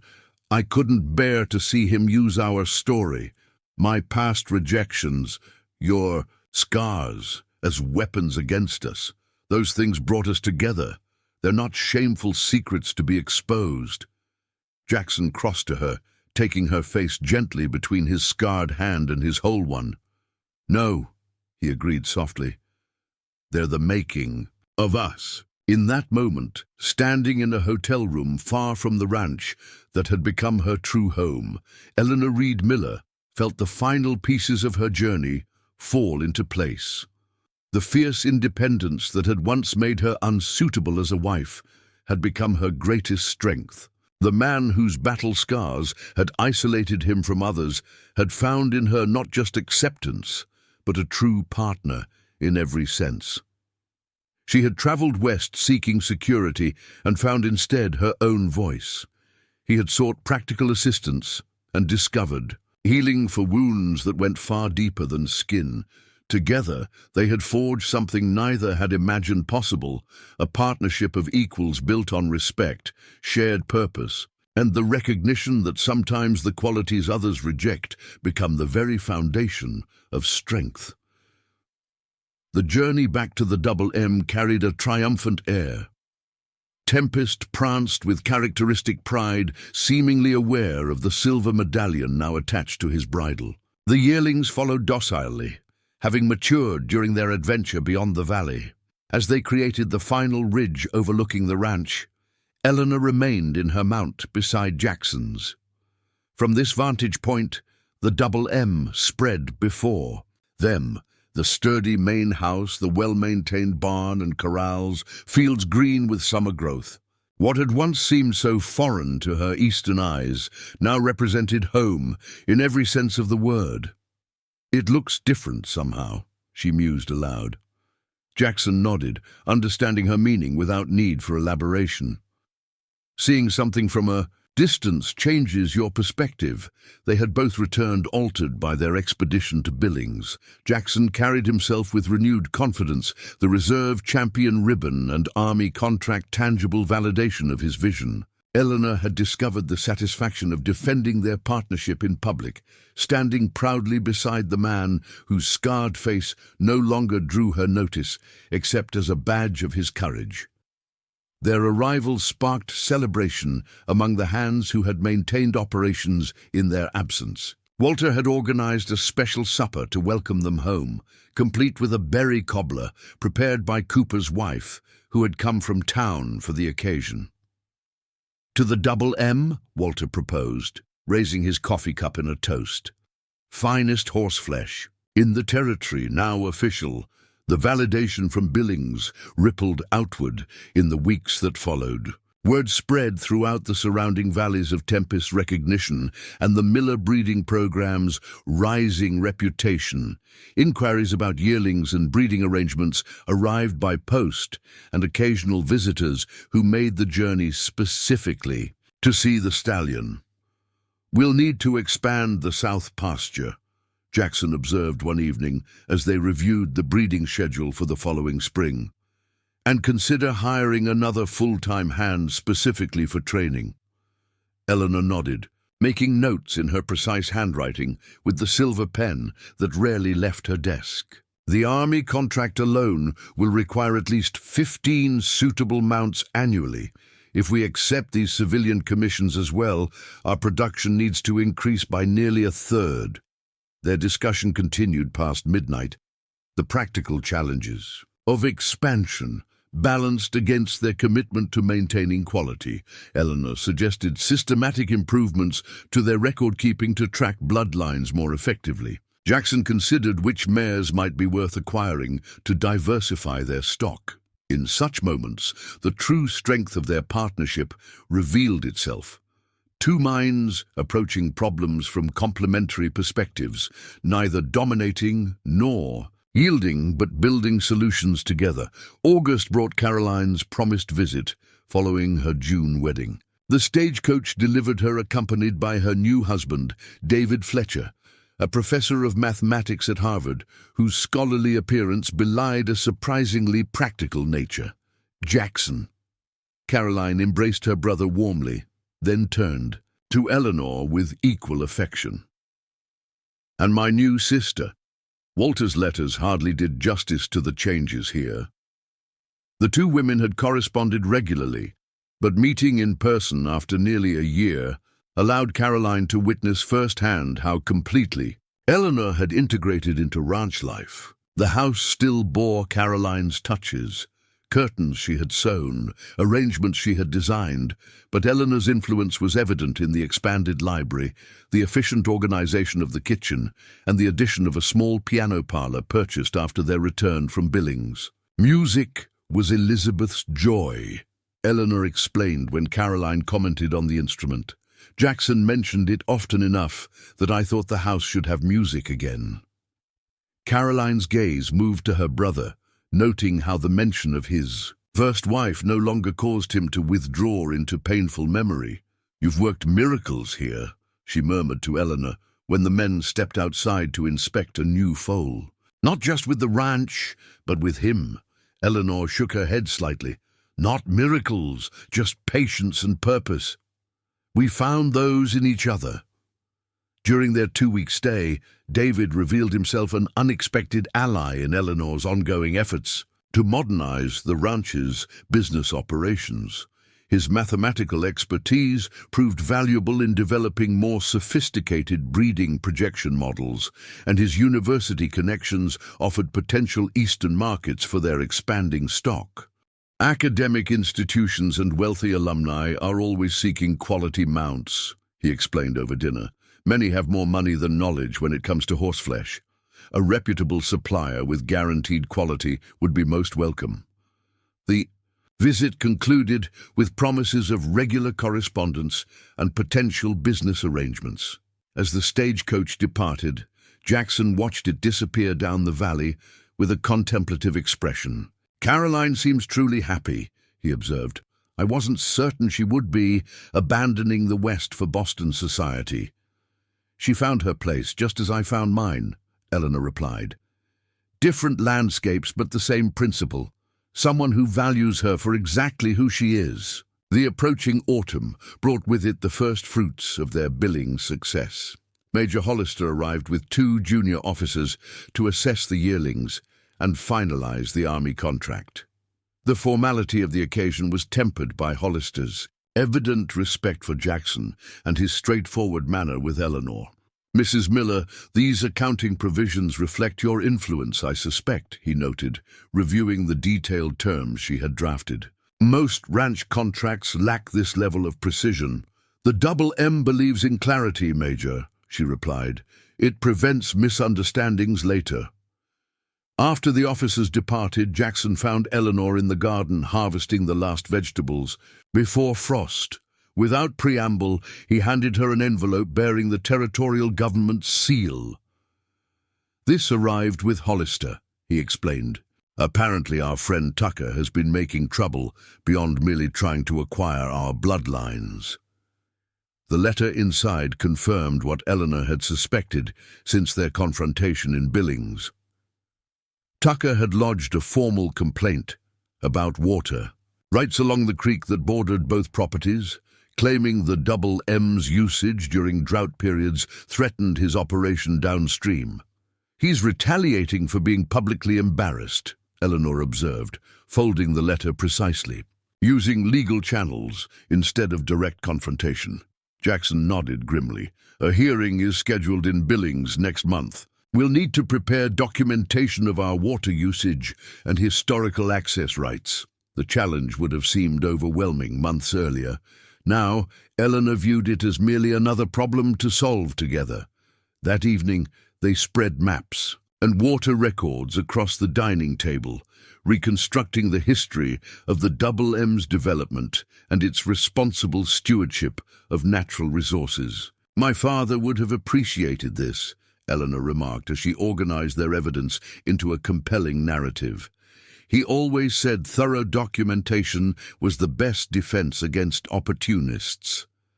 Jackson watched her work with quiet admiration. "When I placed that advertisement for a mail-order bride, I never imagined finding a legal strategist as well as a wife." The water rights hearing in October proved less daunting than anticipated. The territorial judge, impressed by the Double M's meticulous records and Eleanor's articulate presentation, dismissed Tucker's claims as opportunistic and unsupported by evidence. The ruling established clear guidelines for water usage that actually strengthened the Double M's position while imposing monitoring requirements on the Circle T. Their victory over Tucker marked the final challenge of a transformative year. As November brought the first snowfall to the valley, Eleanor and Jackson stood on the porch, watching white flakes dust the corrals, where Tempest and his mares huddled together against the cold. A year ago, I was packing my trunk at Mrs. Parker's boarding house, Eleanor reflected, wondering if the scarred, reclusive rancher who'd offered for me would find me as unsuitable as the others had. Jackson's arm settled around her shoulders, drawing her against his side. And I was wondering if the mail-order bride too fierce, for town life would flee at the first sight of my face or the isolation of this place. We were both afraid of rejection, Eleanor realized. Each is damaged in different ways by others' expectations. Each stronger than we knew, Jackson amended, turning her to face him as snowflakes caught in her hair and lashes. His scarred hand cupped her cheek with a tenderness few would have believed possible from the stoic rancher. You were never too fierce, Eleanor. The others were simply too weak to recognize what fierceness truly means. Courage, conviction, loyalty, everything is worth having. In that moment, as snow fell softly around them and the life they had built together stretched out in all directions, Eleanor Reed Miller understood the final irony of her journey. The very quality that had rendered her unsuitable as a proper wife had made her indispensable as a true partner. The man whose physical scars had isolated him from society had seen beyond appearances to recognize the warrior heart that matched his own. They had found in each other not completion, but amplification, each becoming more fully themselves through the other's recognition and respect. As they turned to enter the warmth of their home, leaving matching footprints in the fresh snow, the mail-order bride rejected for being too fierce, and the battle-scarred rancher who had valued that very quality walked together into a future they would continue to forge with the same strength, determination, and fierce hearts that had brought them together. Spring in Montana Territory, 1890. The Double M Ranch stood transformed from the isolated homestead Eleanor had first encountered 5 years earlier.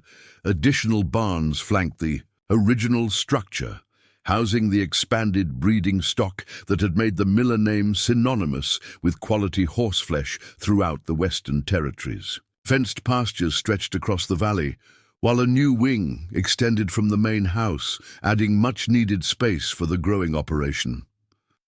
Eleanor sat at her desk in the office they had built 2 summers ago, reviewing correspondence from potential buyers as far away as St. Louis and Chicago. The reputation of Double M quarter horses had spread beyond military contracts and local ranches, attracting wealthy sportsmen and racing enthusiasts eager to incorporate their bloodlines. Movement in the doorway drew her attention. Jackson leaned against the frame, his tall figure silhouetted by morning light. 5 years had added silver threads to his dark hair, particularly at the temples, lending him a distinguished appearance that complemented the confidence he now carried effortlessly. The Lexington buyer arrived early, he informed her. Walters, showing him Tempest's new colt while I came to fetch you. Eleanor nodded, gathering the papers she had prepared for this meeting, lineage documentation, training records, and the health certification from the veterinarian who now visited quarterly. Mr. Harrington has traveled a considerable distance. We shouldn't keep him waiting. Together they walked toward the main stables, their strides naturally matching after years of moving through life as partners. Spring wildflowers dotted the pathway, and the mountains still bore snow on their peaks despite the valley's warmth. I received a letter from Caroline this morning, Eleanor mentioned. David's mathematics text has been accepted for publication by the university press, and she's expecting their second child in November, Jackson smiled, the expression now coming naturally to his scarred face. Good news? Though I still find it hard to picture my sister as a professor's wife in Boston. No harder than she finds. It picturing you as the patriarch of a renowned horse-breeding empire, Eleanor countered with gentle humor.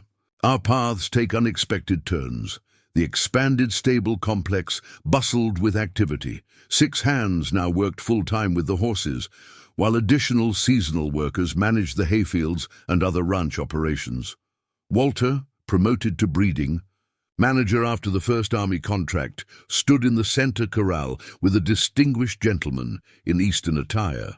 Between them pranced a magnificent yearling colt, coal-black like his sire Tempest, but with distinctive white socks on his front legs, the hallmark of a new bloodline Eleanor had persuaded Jackson to introduce 3 years earlier. "Mr. Harrington," Jackson called as they approached. "Welcome to the Double M. I see Walter's introduced you to Midnight Commander." The visitor turned, extending his hand with the enthusiasm of a true horse enthusiast. "Miller, this colt exceeds the descriptions in your correspondence. Magnificent bone structure, and that chest depth. He'll have exceptional lung capacity. At maturity, my wife's eye for complementary bloodlines," Jackson acknowledged, drawing Eleanor forward. "Mrs. Miller manages our breeding selections personally." Harrington showed no surprise at a woman's involvement in such matters, a testament to how the Double M's reputation had normalized Eleanor's role. "A pleasure, Mrs. Miller. Your instincts regarding the Hancock mare crossing were clearly sound. I'm seeing strength combined with elegance that's rare in quarter-horse lines." The business discussion that followed moved from the corral to the house, where Eleanor had prepared refreshments. As they settled in the comfortable parlor, Harrington revealed the true purpose behind his journey from Kentucky. "I represent a consortium of breeders developing a formal stud book for American quarter horses," he explained. "Standardizing the breed is essential for its recognition and development. The Double M's meticulous records and proven bloodlines make you ideal founding members." Eleanor exchanged a glance with Jackson, recognizing the significance of this invitation. Formal breed recognition would solidify everything they had built, ensuring the Double M's place in equestrian history.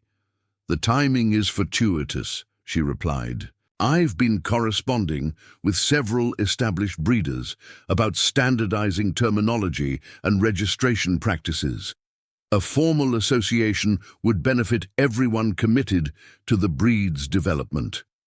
As they discussed details of the proposed registry, a commotion outside interrupted their conversation. Eleanor moved to the window, immediately identifying the cause.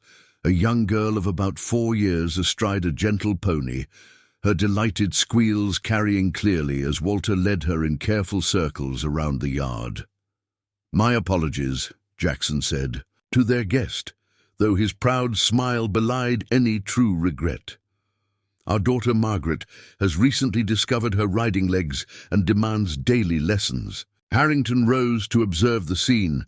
"Starting them young, I see. A future horsewoman in the making." "Certainly not for lack of trying to interest her in more traditional pursuits," Eleanor said with a fond shake of her head. "She's as stubborn as her father and as impatient with indoor confinement as Tempest himself." The little girl spotted them at the window and waved enthusiastically, nearly unbalancing herself in the process. Her dark hair had escaped its braids, and her dress showed evidence of earlier barnyard explorations. But her face, unmarked by any tragedy, combined Eleanor's determined chin with Jackson's storm-grey eyes. After concluding arrangements with Harrington, who departed with a signed agreement and promises of continued collaboration, Eleanor found Jackson still watching their daughter from the porch. Margaret had graduated from riding to helping one of the hands collect eggs from the chicken coop, a task she approached with solemn concentration. "She's fearless," Jackson observed softly. "Takes after her mother that way." Eleanor leaned against the porch railing beside him, with occasional flashes of her father's temper when thwarted. The birth of Margaret Elizabeth Miller 3 years earlier had added an unexpected dimension to their partnership. Neither had discussed children during their pragmatic courtship, both assuming Jackson's grief for his lost son would preclude expanding their family. Yet after Eleanor's difficult pregnancy and Margaret's dramatic arrival during a thunderstorm with only Jackson and Mrs. Parker in attendance, the fierce protectiveness that bloomed in Jackson had surprised them both. Received word from Judge Wilson yesterday, Jackson mentioned, changing subjects. Tucker's selling the Circle T, moving to California for his health, apparently. The news marked the end of an era. Their periodic skirmishes with Tucker had diminished after the water rights ruling, but the neighboring rancher had remained a persistent, if increasingly ineffective, antagonist. "Who's purchasing the property?" Eleanor asked, calculating the potential impact on Double M operations. "Railroad Consortium. They're planning a major depot and stockyards at the north end of the property, with scheduled shipping directly to Chicago markets." Eleanor immediately recognized the opportunity. Direct rail access would reduce our shipping costs significantly. We should consider purchasing adjoining parcels before land values increase with development. Jackson nodded, having anticipated her response. "Already inquired about the section bordering our east pasture. Walter's riding to the land office tomorrow with our offer." Their seamless transition from family matters to business strategy exemplified the partnership they had forged, each anticipating the other's thoughts, both focused on building something lasting beyond themselves. That evening, after Margaret had been bathed, read to, and finally succumbed to sleep clutching the carved wooden horse Jackson had made for her last Christmas, Eleanor sorted through correspondence at the kitchen table. Among the business letters sat a personal note from Mrs. Parker, who had become a dear friend and Margaret's honorary grandmother. "Interesting news from Silver Creek," Eleanor remarked, scanning the letter's contents. "Henry Dawson has married again, a widow from Denver who's apparently transformed his mercantile into a thriving emporium." Jackson looked up from the breeding records he was reviewing. "Your first rejected suitor, the one who found you too informed about business matters." "The very same. According to Mrs. Parker, his new wife has implemented exactly the inventory system I suggested 5 years ago. He's now proudly telling everyone it was his innovation."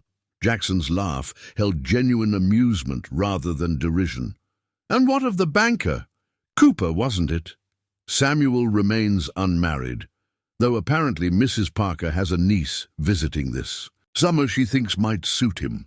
Eleanor set the letter aside, reflecting on the strange, circular nature of life's journeys. It seems so long ago now, being rejected for qualities they couldn't appreciate.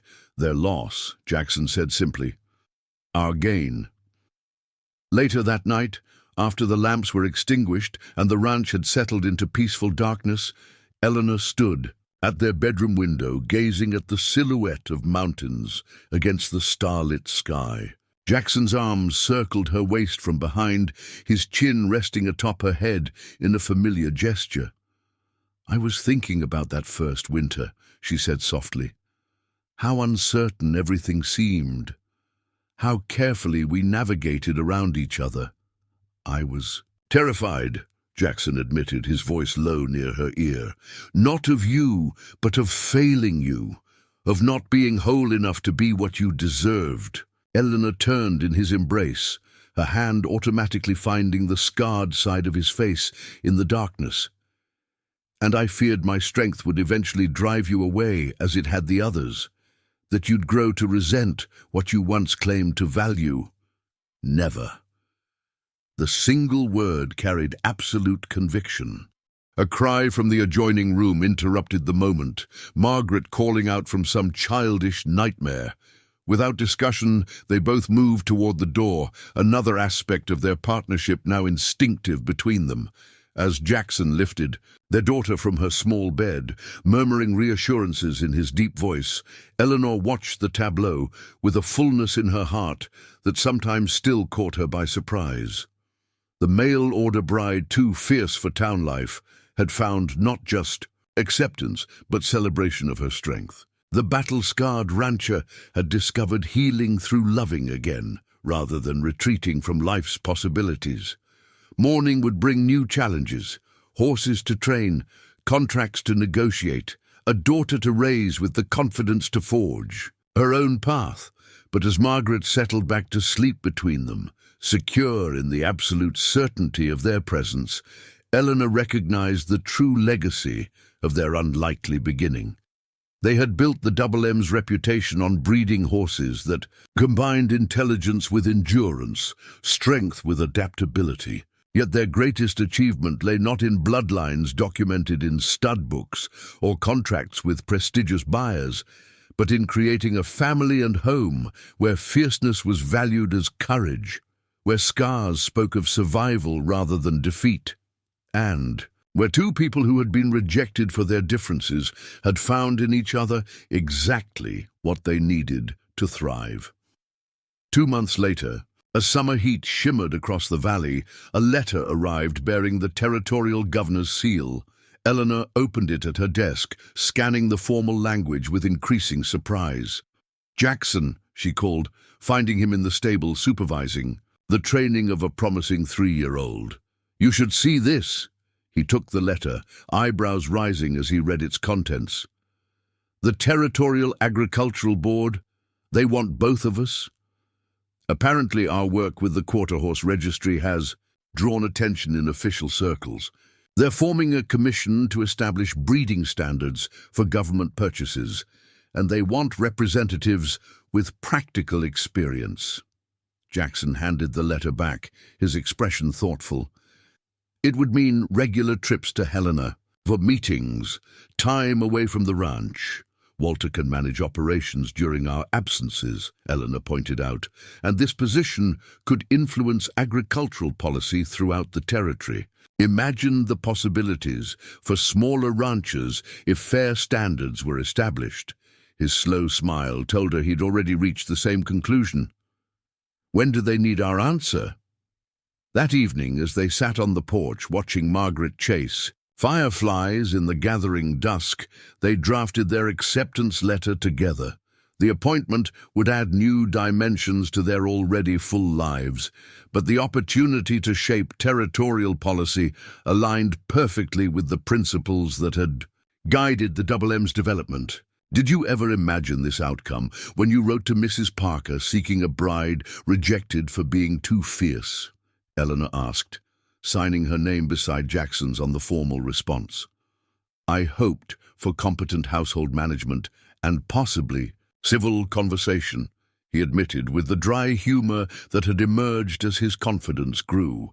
"I received a business partner, political advisor, mother to my child, and the other half of my soul. The territorial board seems a small matter by comparison." Eleanor sealed the envelope, her fingers lingering over the impression of the double, embrand pressed into the wax. From a practical arrangement born of necessity, they had forged something extraordinary, a partnership that had transformed not just themselves, but had begun to influence the very territory around them.